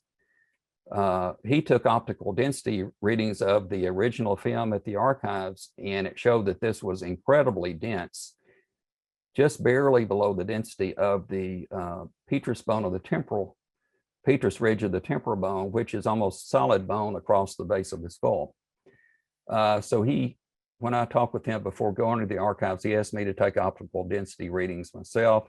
I did use, in the archives personnel actually took the readings. I just told them where to take them. And my readings agreed with his. And actually on the left, the cut off lateral film, there was a spot here on the lateral film of this so-called white patch that was more dense than this bone. We compared it to the readings of JFK's skull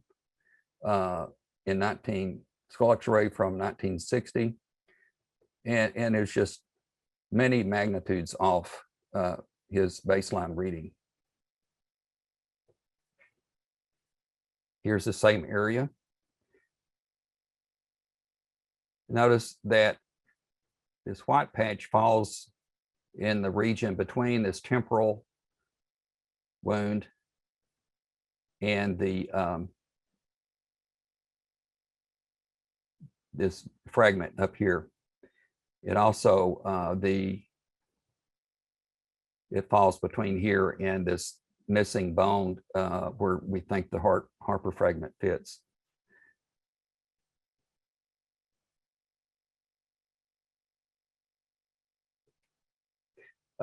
Briefly mention the burn marks. On the original film, these burn marks stood out like wrinkled, round wrinkled area. I've talked to multiple radiologists. You know, a burn mark is a rare thing. I've never seen one on an X-ray film. Now, of course, now we don't even use film. It's everything is digitized. But even back in the 60s, it was rare. Now, under testimony, when Ebersol was asked if he made the burn mark, he said, "Well, he may have." I think I would remember if I made a burn mark on the president's X-ray.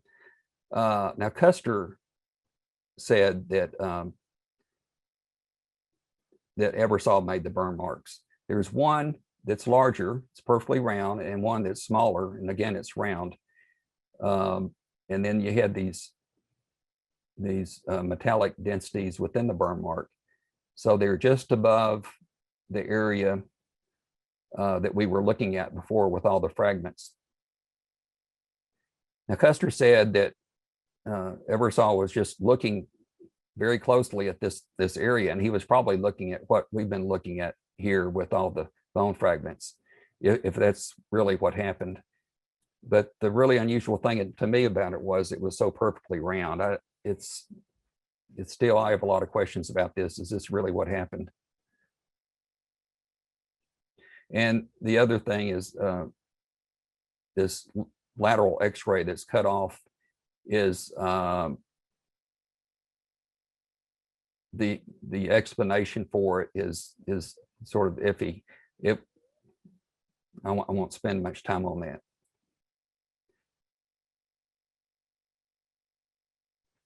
I'm going to briefly cover some of the photographs. This is the autopsy photograph, BE7. It's called, some people call it the mystery photo because no one can figure out the orientation. Now, when you're looking at this photograph, remember that going from outside to in, you've got skin or scalp and bone, then the meninges or the thick leathery covering of the brain, and then you've got brain tissue. So this is the scalp and then bone, and then there should be dura. And now the brain had been removed at this point. The first time Commander Humes, Dr. Humes described this, he said it was looking into the posterior fossa. And I think that's exactly right. Now he changed his story on this quite a few times in later years. The head was turned to the left. And if you can see the outline of the forehead, outline of the skull, the same outline of this skull. Now, you would have had the dura. This is what I think happened. And as Humes was being questioned about this photograph, he says, well, this is when we retracted the scalp, they pulled the scalp away from the skull. Some fragments adhered to the scalp. Some fell on the table. Some fell into the cranial vault. This looks like it's in the floor of the posterior fossa, these fragments. I think what we're looking at here is these fragments and the dura have fallen into the posterior fossa. Now, looking at it at the archives, you get more of a 3D effect, and you can see the curve of the skull going down toward the back of the head here. This is something else that is critical for, understanding this anatomy.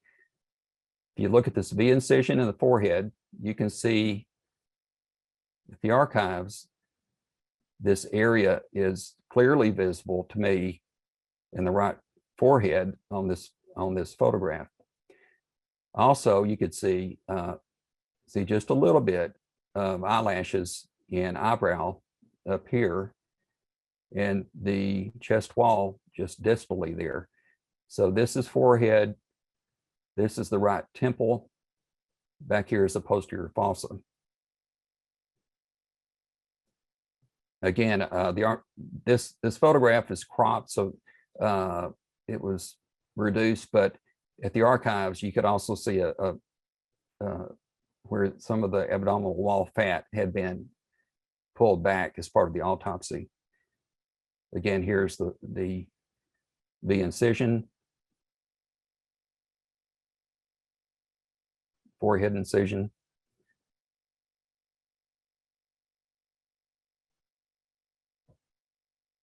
Here's that fracture pointing toward the frontal bone. This fracture is, and then this is all parietal, extending into the high occipital region in the Harper fragment. I believe it's in there, and then you've got all this missing bone back here, which he said it adhered to the scalp. We don't see what's going on. This is a ruler here, and this is someone's thumb holding the ruler down. I tried to orient this, and David Mantic and I are pretty close as far as our orienting this photograph, but I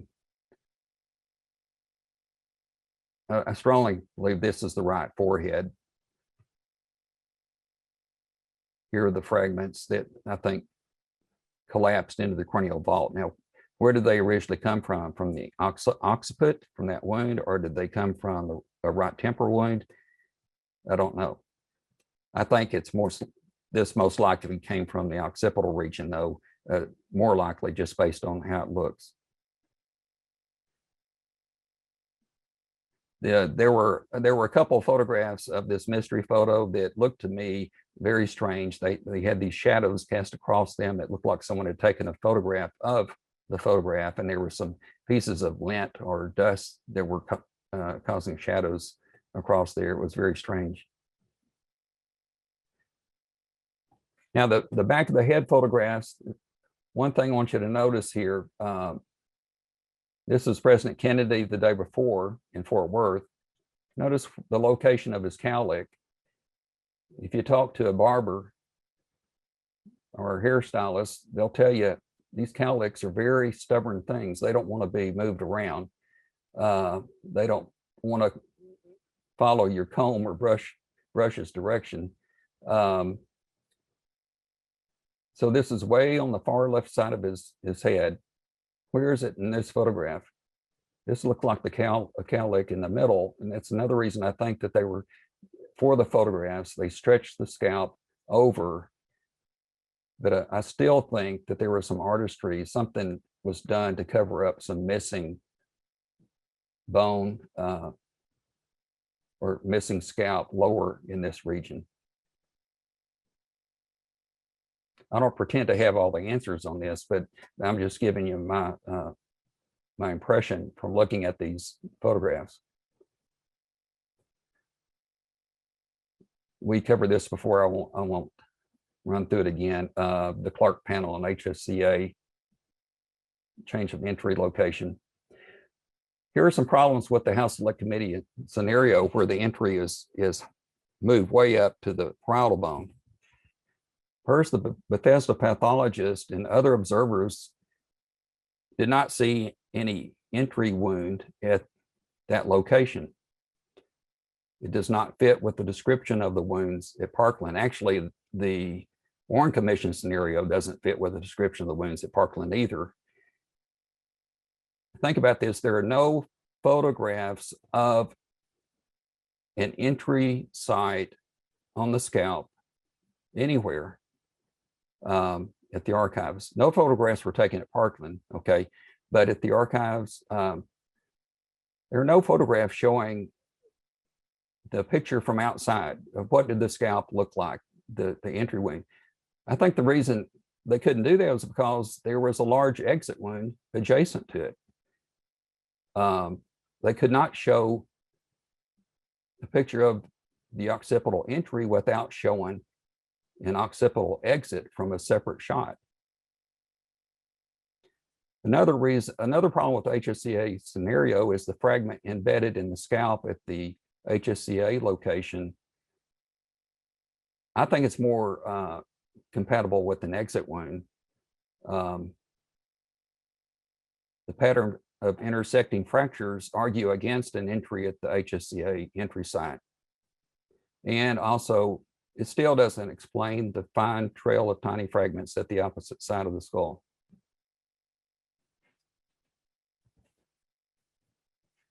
Now, briefly, I'll mention this confusion about, are there two left lateral x-rays? Is one right, one left? This is, JFK was situated on the autopsy table here in the morgue. His head was this end, feet here. So left side of his head was on the side of the gallery. Custer said he could not get a good left lateral film, that it's cut off because he couldn't fit the X-ray machine in between the table and the gallery. But it makes no sense, because when you take a left lateral X-ray of the skull, you put the cassette next to the head on the left side of the body, and the X-ray beam passes from right to left. So his explanation doesn't make any sense unless he was just confusing, and actually he had a problem with taking the right lateral X-ray because he could not get the X-ray machine in. I think that's probably what happened, is he switched sides. He was confused. And this is his testimony where he's discussing this with the ARB.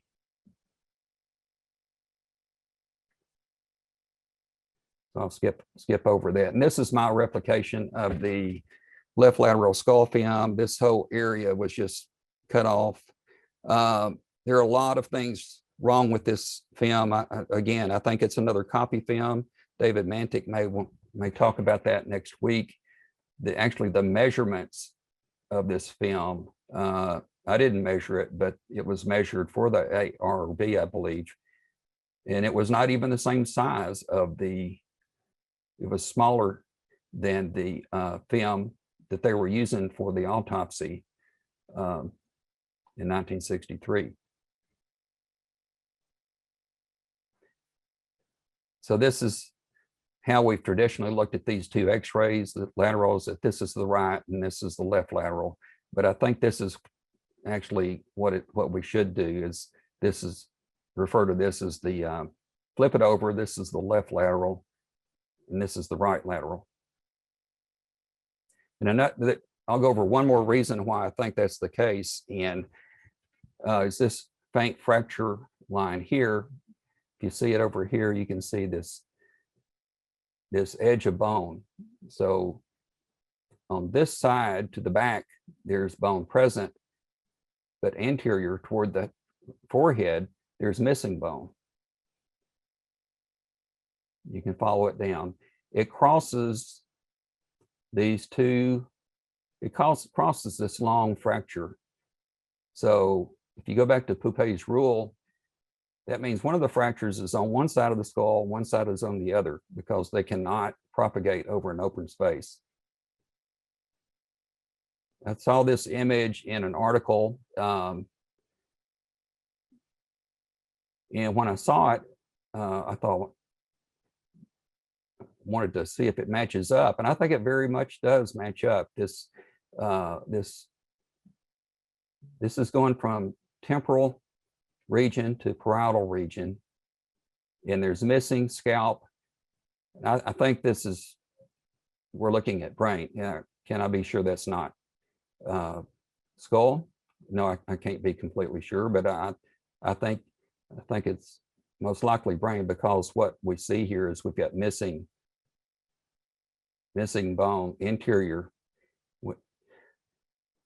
I'm not going to go into the problems with the Zapruder film, but I too think that there have been some changes made to it. This black area here looks very unnatural. And there have been 2 photographic specialists that have they have examined this with motion picture film specialists who agree that this area does not look real. It looks like it was added to the film. If you look at the problem with this is the Zapruder images that we look at online are very poor. Okay, and the 2 photographic specialists, Tom Whitehead and Sidney Wilkinson, have been making a documentary about this, and they showed about a 5-minute clip where you can see this dark black patch just dancing around the back of the head, just erratically, and it's just amazing to look at that. And hopefully their documentary will come out soon, but I'm convinced, and a lot of other people are too, that this had to be done to cover up this exit. This area is where all of the doctors said there was a big exit. Okay, now then the next question is, what's going on here? Because there's obviously something going on in this part of the scalp, and what's going on here? One of the physicians at Parkland, Dr. Grossman, said that he saw 2 areas of missing skull, or 2 wounds. One was in the temporal parietal region, and one was in the occipital region. And he drew a drawing, and it was too big back here to be an entry wound. I think, this is what I think happened. Jackie Kennedy said that on the way to the hospital, she was trying to hold Jack's brain in his skull. I think that part of this is real, and that there was a flap that she was holding down, and this was not, by the time they get to Parkland, his scalp is all bloodied and matted, and it was covered up. And if you've got this gushing wound here that was bleeding out 1.5 liters of blood onto the table, this is what everyone was looking at. They didn't pull up his scalp or anything to look, but Dr. Grossman saw it. So I think this is a very complex wound. I think they had to cover up this, and they had to expand this, whatever's going on up here. And this looks very strange, and it looks very strange on the other Zapruder images that I'm seeing.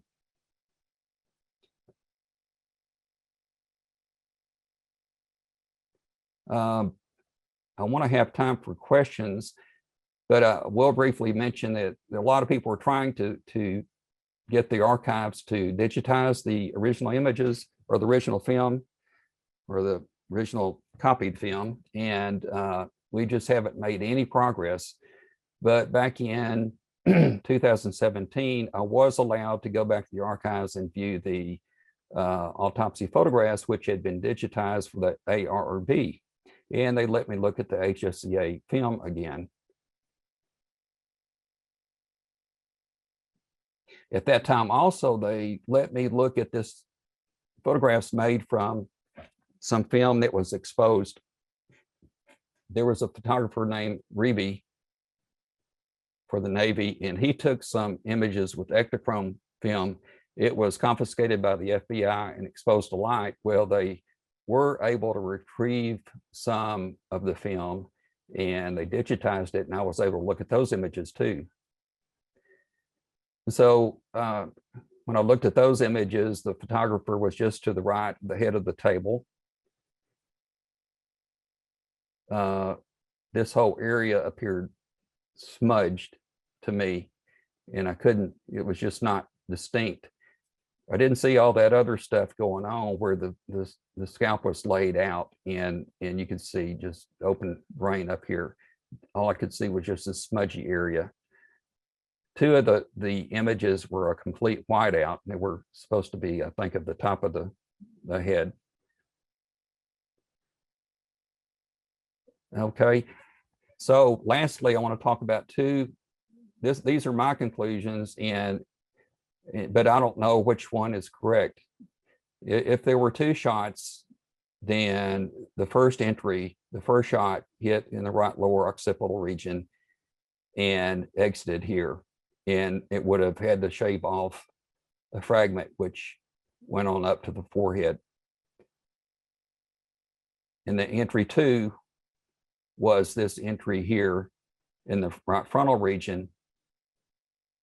Okay, and as the bullet heavily fragmented, so this had to be, you know, it would not have been a full metal jacketed bullet. But as the pressure wave, as this is called a temporary cavitation, as this pressure wave expands across the brain, okay, there's tremendous outward pressure, and it bursts the seams, it bursts the sutures, and if there's a fracture line, everything explodes out. His head was tilted forward a little, so everything just explodes out as that pressure wave travels across the skull. And then that would have caused this a fragment would have landed up here and here. So that's one scenario. And then the 3-shot scenario would be that entry here first, and then 2 other entries from the front, right frontal and right temple. This, again, this would have caused this probably massive blowout here in the right frontal parietal region. And then you've got the temporal shot would probably be the one that ejected the big fragment from the back of the skull.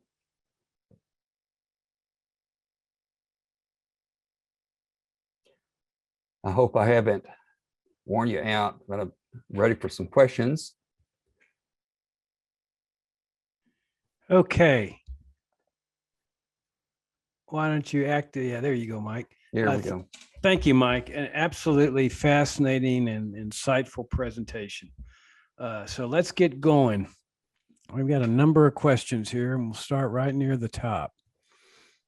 Now, you may have addressed some of these as we go along, but in the abundance of precaution, since we're dealing with a lot of technical things, I'll go ahead and ask them, even though you may have covered them later on in your talk. Okay. Given that trace of metal fragments does not correspond to Warren Commission statements, what bullet paths are consistent with observed metal fragment traces? In other words, where do you think the shooter was or were located? You know, I want to try to stay in my lane. I'm not a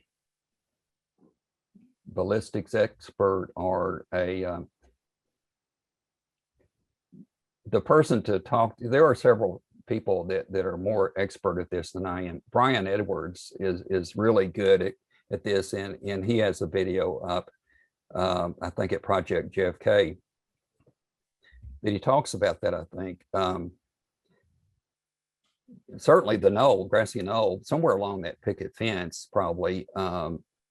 If there were 2 shots from the front, 2 separate shots from the front, there could have been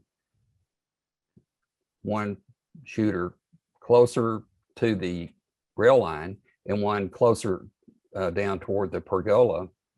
But again, I'm not an expert in that area. The one thing I would mention is, when we think about the shooting, you've got to consider that probably there were some shots that were from weapons that had sound suppressors, some type of silencer or sound suppression. So, and there's an article by Carol Hewitt that kind of reviews the use of sound suppressors, and it's up at Jim DiEugenio's website. But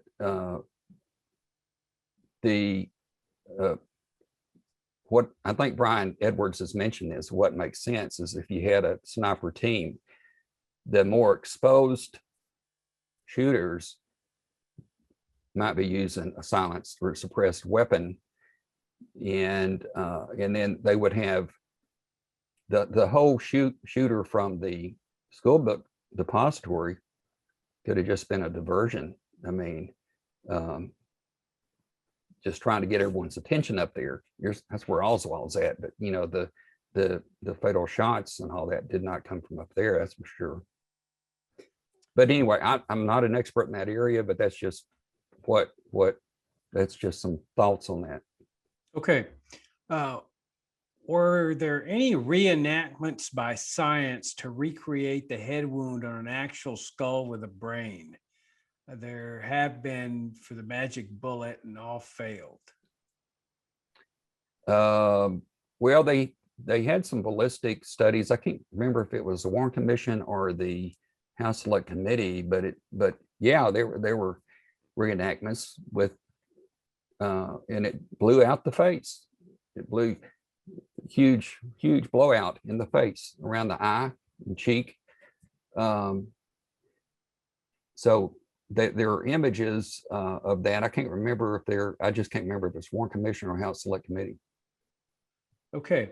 Is the lateral blowout seen on the Zapruder film depicted in these x-rays? The lateral blowout, you mean the bone fragment and debris exiting up? Yeah.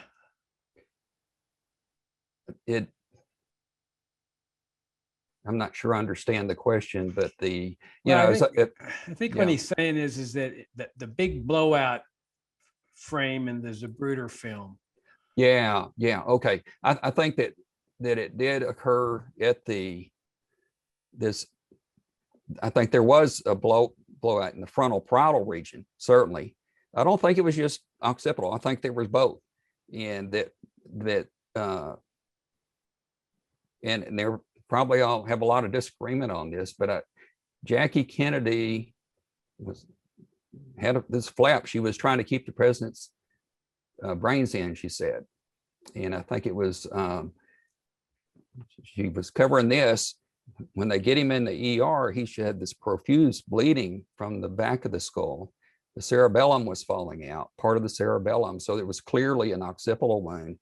But if you look at the explosion going up, that was another wound up on top. So it wasn't a simple wound. It's very complex wound. You see all these fractures going everywhere on the skull x-ray. So it's trying to put it all together is difficult, especially when we think the evidence has been tampered.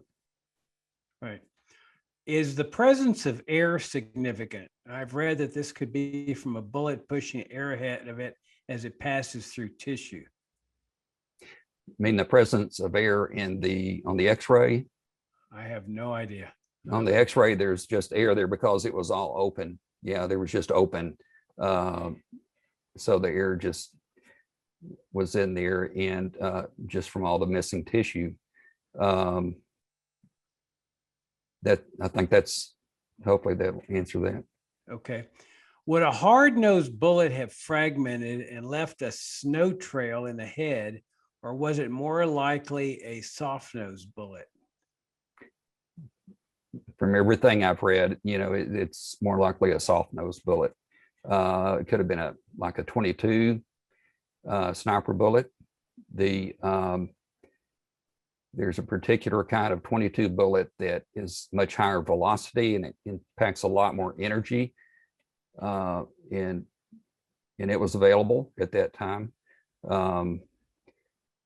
There are so-called Frenchable bullets, which are different. They're little metallic particles held together by some kind of binding or polymer. I don't know much more about that, but some people think it could have been something like that. But these fine metallic particles in the frontal region on the skull x-ray are so fine. you know, I've looked through, I've looked through radiology, forensic radiology textbooks. I've looked through ordered World War II radiology textbooks put out by the Army. And again, in all of these textbooks, I've never seen anything like this. It was so fine. It was even different from what DeMayo describes as a lead snowstorm. These particles are even smaller than that. So I just don't see how any way it could have come from that. Menlich or Carcano. All right. Would dust-like pieces tend to localize at the area of the entry and the larger particles extend further into the brain? Yes, definitely. Okay. What do you mean by the term artistry in the x-rays? And okay, that was on the HSCA image of the lateral x-ray. Okay, the other alterations, the x-rays that David Mantix talked about, and I agree with him, that that was through copying. But what I was talking about on that particular image, those two bulges, they look like they were drawn in. And so that is, they took the HSCA enhanced film. I think they took a photograph of it and then they touched it up artistically. You know, someone probably drew it in. Okay, and because it doesn't look like anything that was the result of an x-ray or result of the enhancement process. The enhancement process, they tried to, you know, bring out the brightness of the dark areas and diminish and to tamp down some of the brightness of the bright areas of the skull to try to even it out like it's supposed to be. But it would not have resulted in those two bulges that you see on that image that they put into the report. Okay. Okay.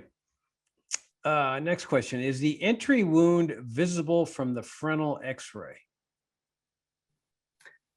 Well, you can see the level of the entry wound. You don't see the actual entry wound.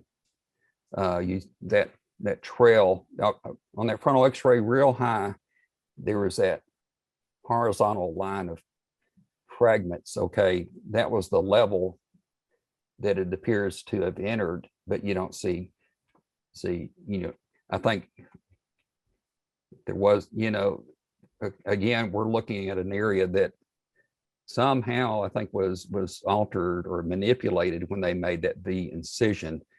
Now, Doug Horn thinks it was Dr. Hume's, and he's researched this a lot more than anyone else, and I would think he's probably right. But what would they have done to that area? But it could have affected how it appeared on the x-rays, but definitely there's a layering of fragments up here high in the forehead at the approximate level where it would have entered. Okay, the next one is a related question. Would you please put up a close-up of the right lateral x-ray again and show us exactly where you believe the entry wound in the frontal bone was?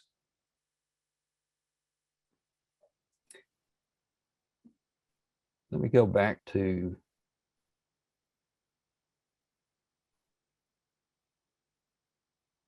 let's see.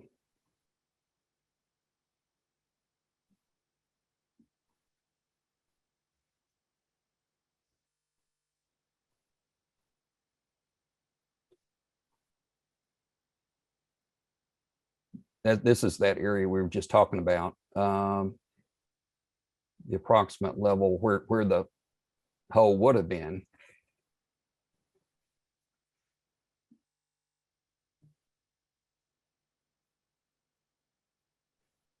Okay, so it's up here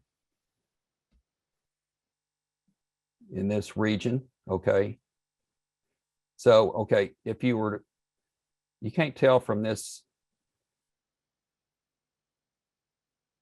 Let me find a better image that might make sense. So here, the eye is here, the orbit. The eye sits in the orbit here. And then you've got the frontal sinus. So you're going up even further up on the forehead. This bone had collapsed a little bit back into the cranial vault. It was probably up in this region before it collapsed backwards. So it's way up high. If that makes sense. Okay. Let me ask you my own personal question. Have a little moderator's prerogative here. The thing that, one of the things that really strikes me about the skull x-rays is that bullet fragment, that large bullet fragment there. Can you talk again a little bit about how that would have happened? I mean, given that even the Bethesda pathologist said we never saw this thing, can you explain how that thing could be made to have appeared there? They would have taken the film that they were going to copy the image onto. Let's call it the copy film. They would have added, they could either add it before or after exposing it to light. But anyway, they could have created the image, okay, if you, let's say you put cardboard over or you know, construction paper over that film, and then you cut out the area that you want to add that bright image, and you blast it with light, you expose it to light, and it lights up the film to the to the brightness that you want. Okay.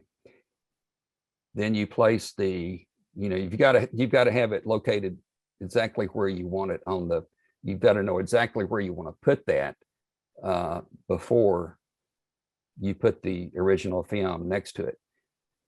So they would have had to make measurements, and then they would, what they would have done would have been to put the copy film down, put the original film over it, and expose them both to light.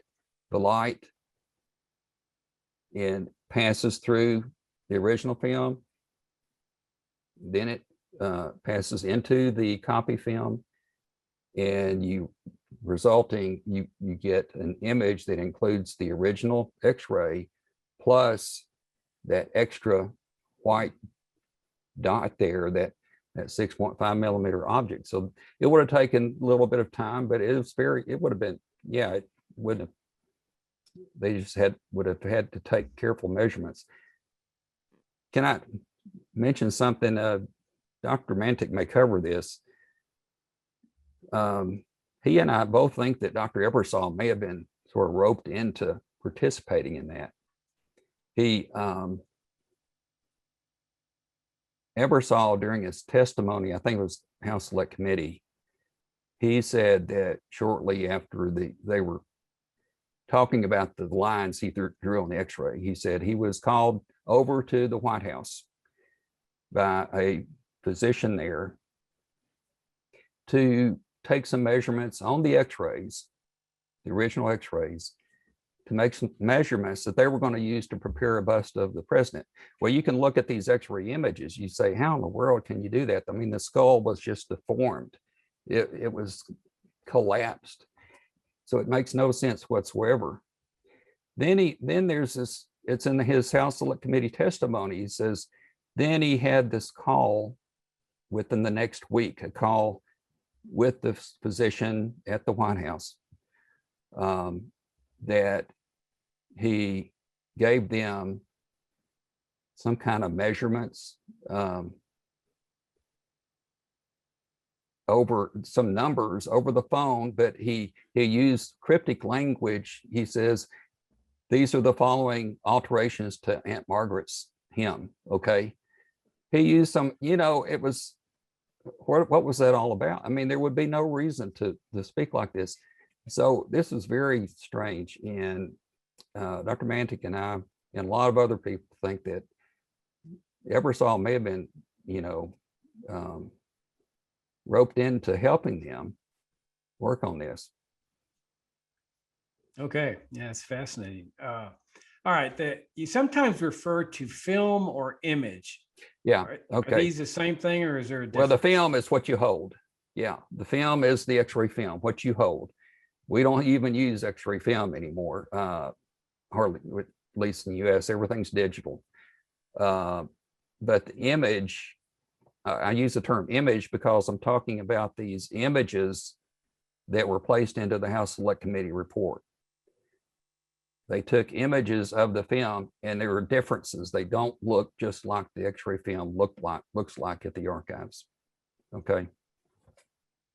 Okay, here's a related question. Are the X-rays of the quality and clarity you would have expected in 1963, or are they not of the quality you would expect? Of course, I was 8 years old in 1963, but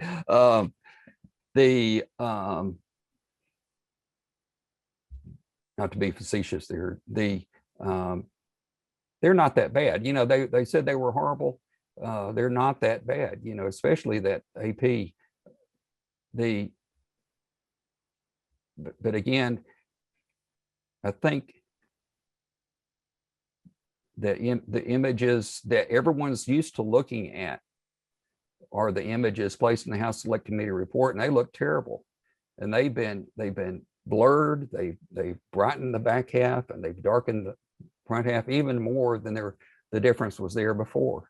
And so those images are just terrible. Well, the X-rays are really, I thought they were pretty good quality. I still think they're copy films, and if you copy a film, you're not getting quite the same clarity and distinctness of an original film. And the more you copy a film, each generation gets worse and worse. So it could be part of the problem. Okay, this person just makes an observation. It's not a question. He says, Dr. Ron Jones said that Dr. Porto, who presumably was in the treatment room, told him that he saw a temple wound. Really? You know, Dr. Lito Porto, I don't know if he's still living. He was the first, he may have been the first, I'm trying to remember. He's a neurosurgeon trained by Dr. Clark, very well respected in Texas. And I tried to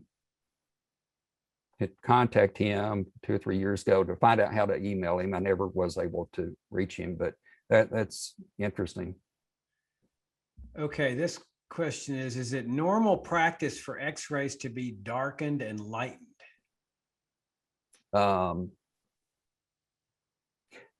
Well, yeah, back then, I mean,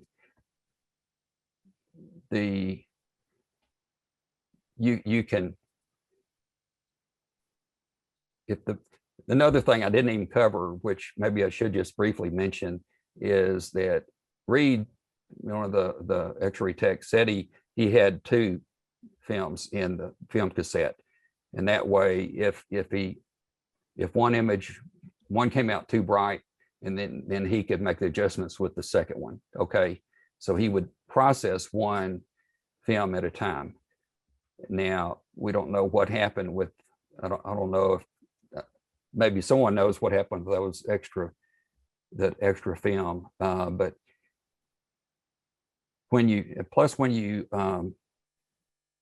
so you make adjustments on the run, and X-ray techs are very good at this, and they can make adjustments as far as their exposure. Okay, how much radiation is exposure to the film, and how much and how it's processed and developed. You can be underdeveloped or overdeveloped, but yeah, it was a fine art back then. I guess it still is, even though it's digital now. Okay, question, how many shots do you think there were? I mean, shots total, or I don't. I think she probably means to the head. Oh, to the head. Yeah. I'm leaning toward 3, but okay. But again, some days I'll look at this and think, man, right temporal wound. It could just as easily be an exit wound, but there's two things that would make me lean more toward the 3-shot scenario.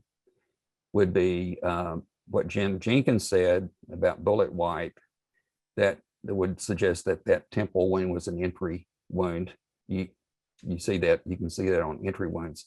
And the other was that there was the motorcycle patrolman that was riding to the left rear of the limousine. I think it was Herschel Jacks. He was splattered in the face with blood and liquid. His first statement was it was so hard that he felt like he'd been shot.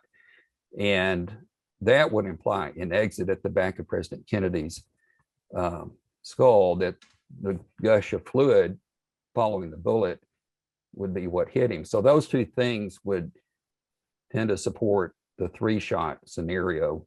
But it doesn't matter if it's 2 shots or 3 shots. Both scenarios prove that it was not a lone gunman.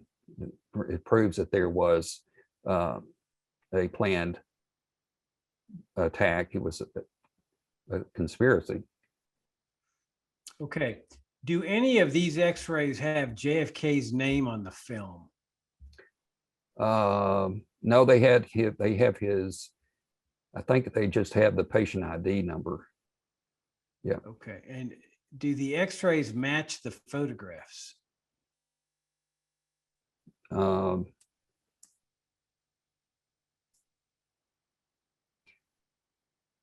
That's a good question.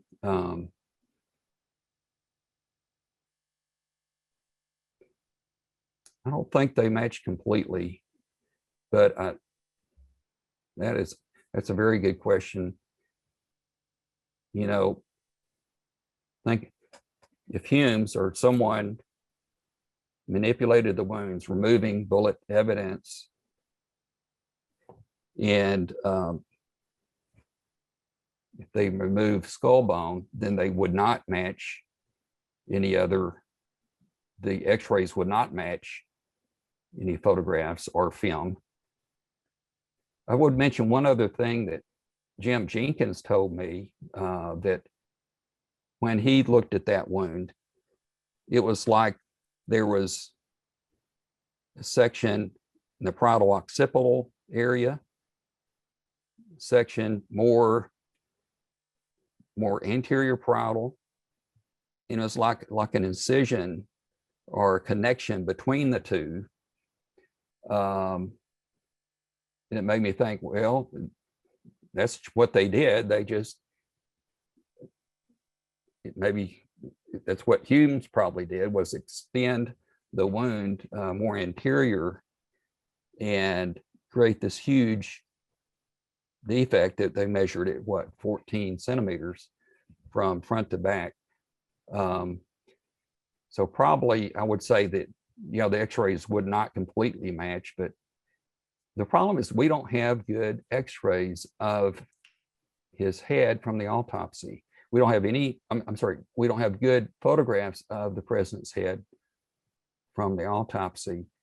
We've got a side view, but you don't, there's not a single view that includes both the left and right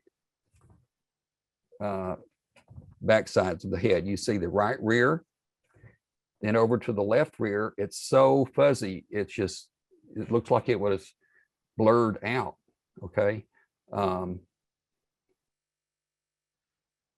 And a good medical photographer gets more of a complete picture of a wound, and you don't have it here. And we don't have any photographs at all from Parkland, so you have to try to piece it together with what we have. All right, and remind us again who James Jenkins is.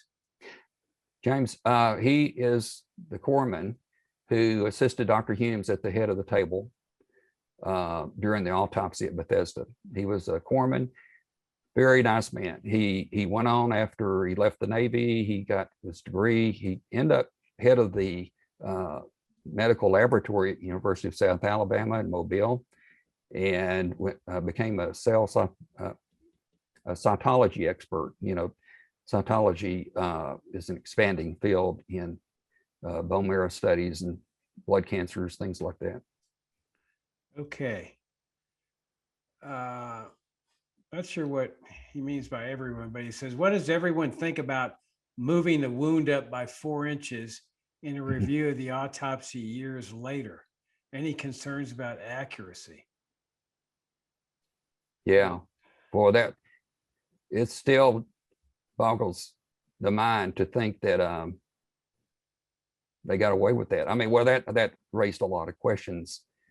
How can you rely on anything? You know, if you say, well, the pathologist who was there that held the president's head in their hands and examined the physical wound, they were off by 4 inches as lower part of the occiput all the way to the separate area in the parietal bone.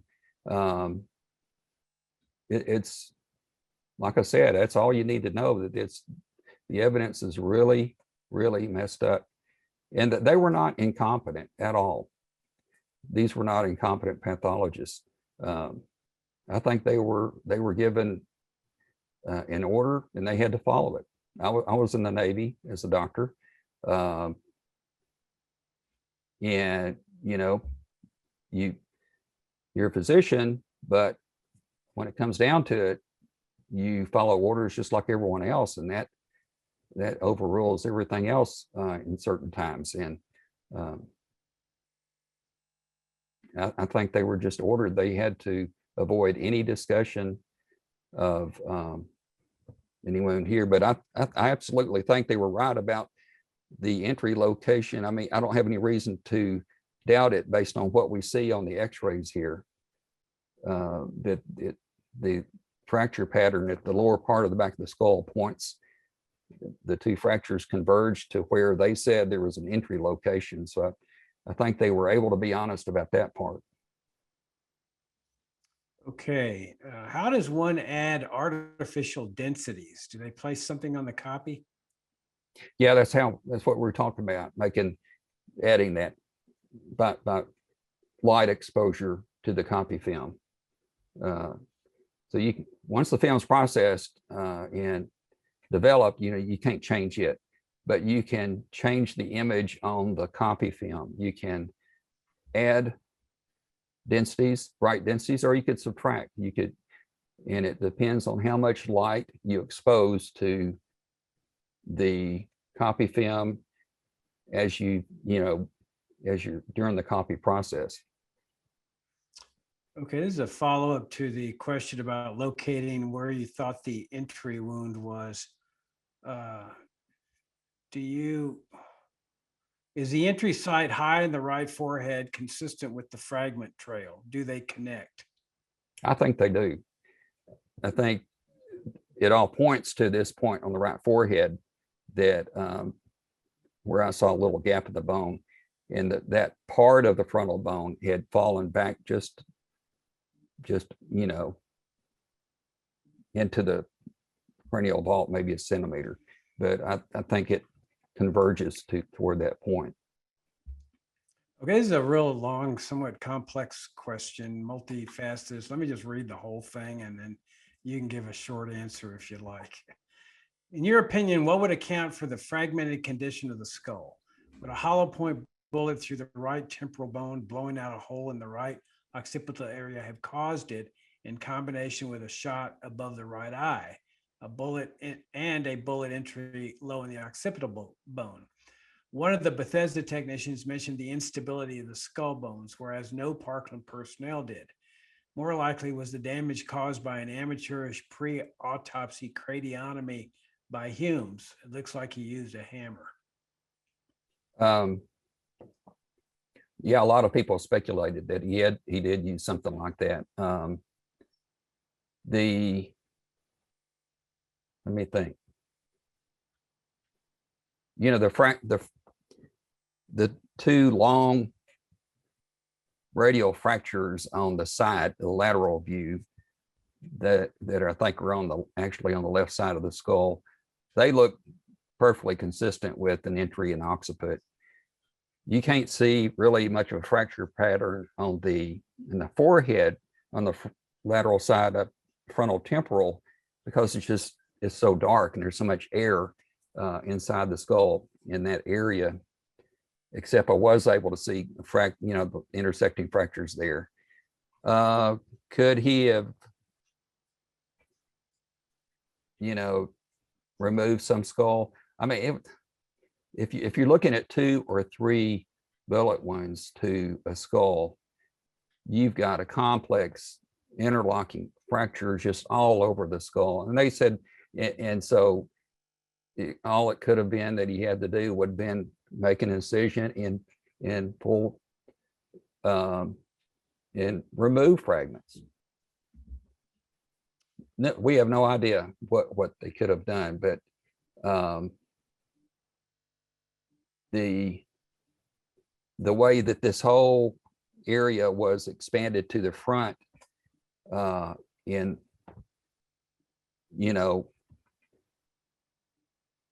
it appears that he made incisions, or someone made incisions and possibly removed skull bone to shift the focus to the front area of the skull. Okay, this is an interesting question. Is it your contention that one bullet to the head is not a possibility, that at a minimum it had to be at least 2 shots? Definitely. I don't see any way it could be just one. Okay.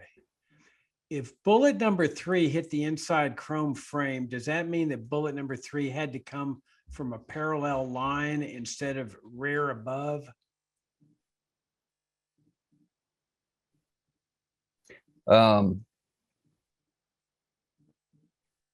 Yeah, it would have, all I know is it would have had to come from behind, but I don't know if it would have really, if we can tell exactly where that would have come from. Okay. But it was a Mannlicher Carcano shell, fragments of it found in the front seat. So it likely did come from the 6th floor, that one. But yeah, I haven't really thought about that much, but.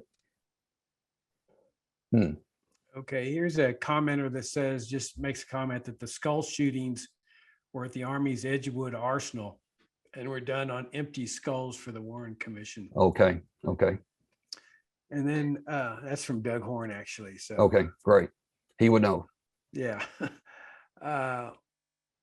Why would the cover-up permit the x-rays to show the bullet fragment trail to be retained? Was this an oversight, or were other x-rays worse than this as far as frontal shot evidence? Oh, I think I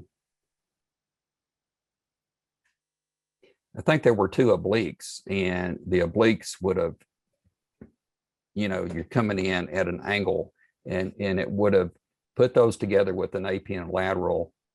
You could tell a lot more about fragment trails, but I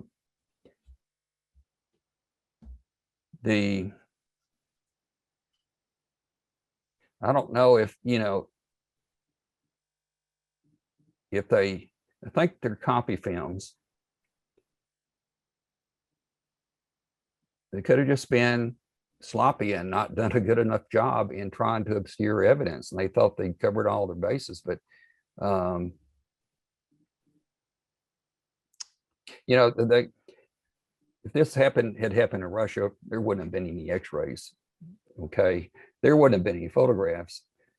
People say, yes, we believe you, and go on. Here, United States, there had to be some resemblance of an official examination, because people ask questions, and I think they just needed to have enough there that they could say that it's been looked at adequately. Okay, and they kicked the can down the road 20 years, and actually they were hoping it would be a lot longer than that. And then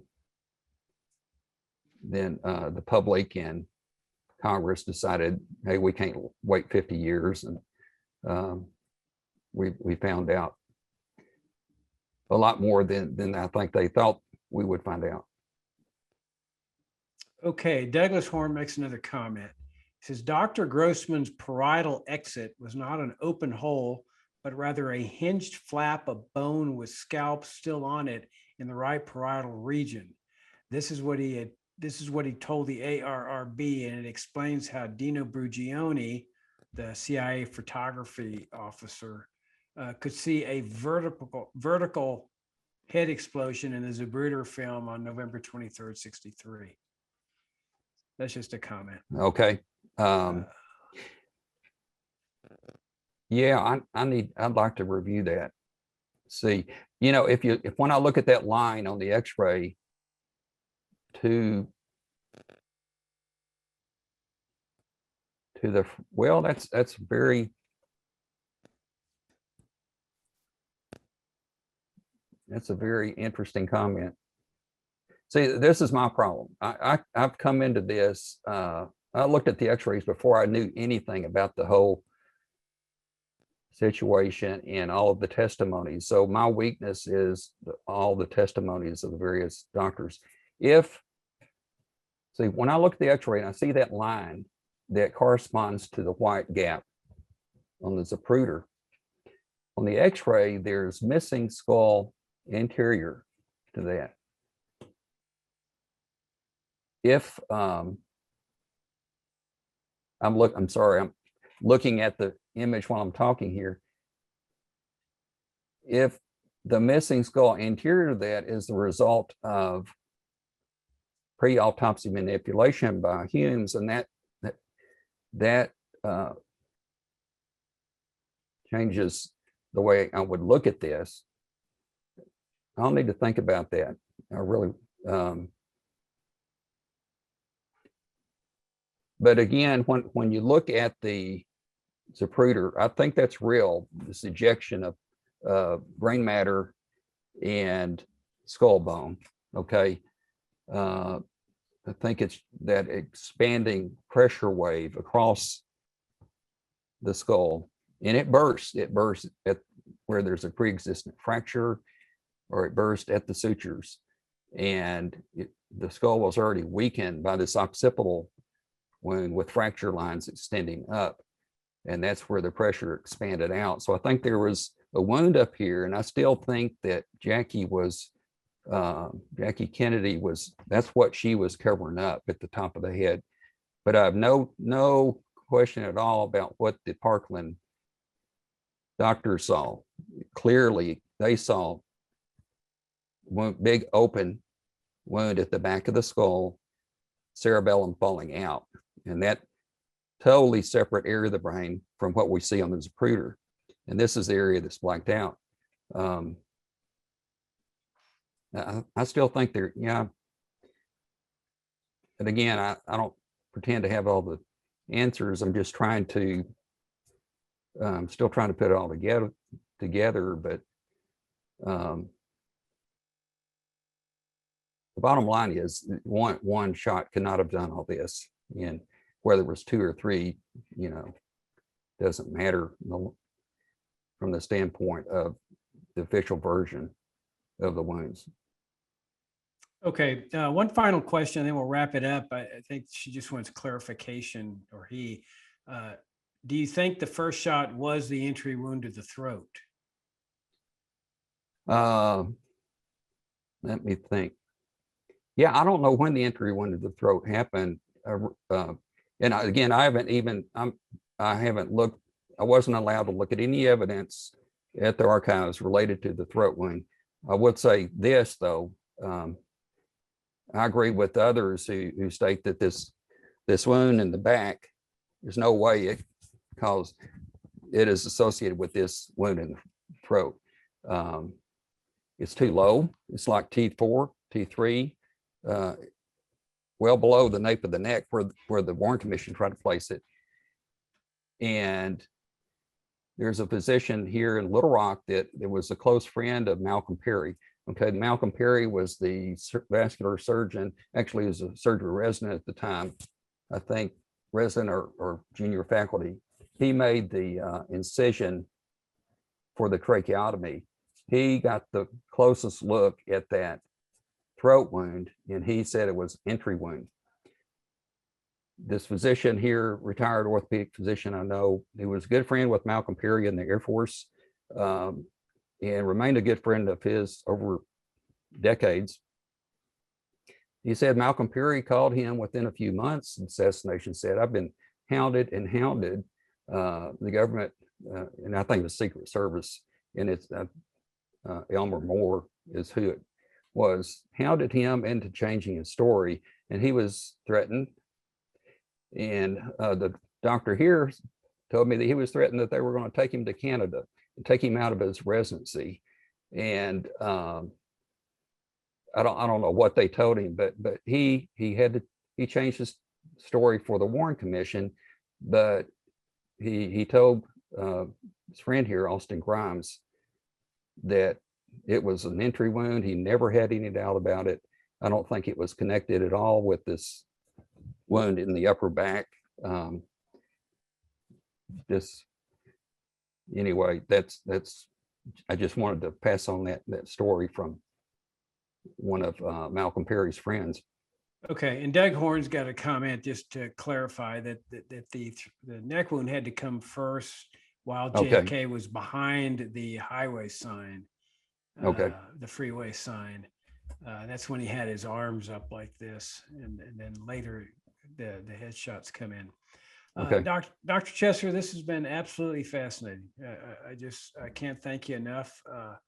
Very, very objective, professional, insightful analysis of these X-rays and photographs. I'm very, very appreciative. Thank you, Jacob. Yeah. Thank you for taking the time, and thank you everybody for tuning in and sticking with us. And we'll see you next week with Dr. Mantek, and he will be doing another analysis and examination of the X-rays and maybe the photographs as well. So thank you for tuning in. Thank you again, Mike, and we'll see y'all next week.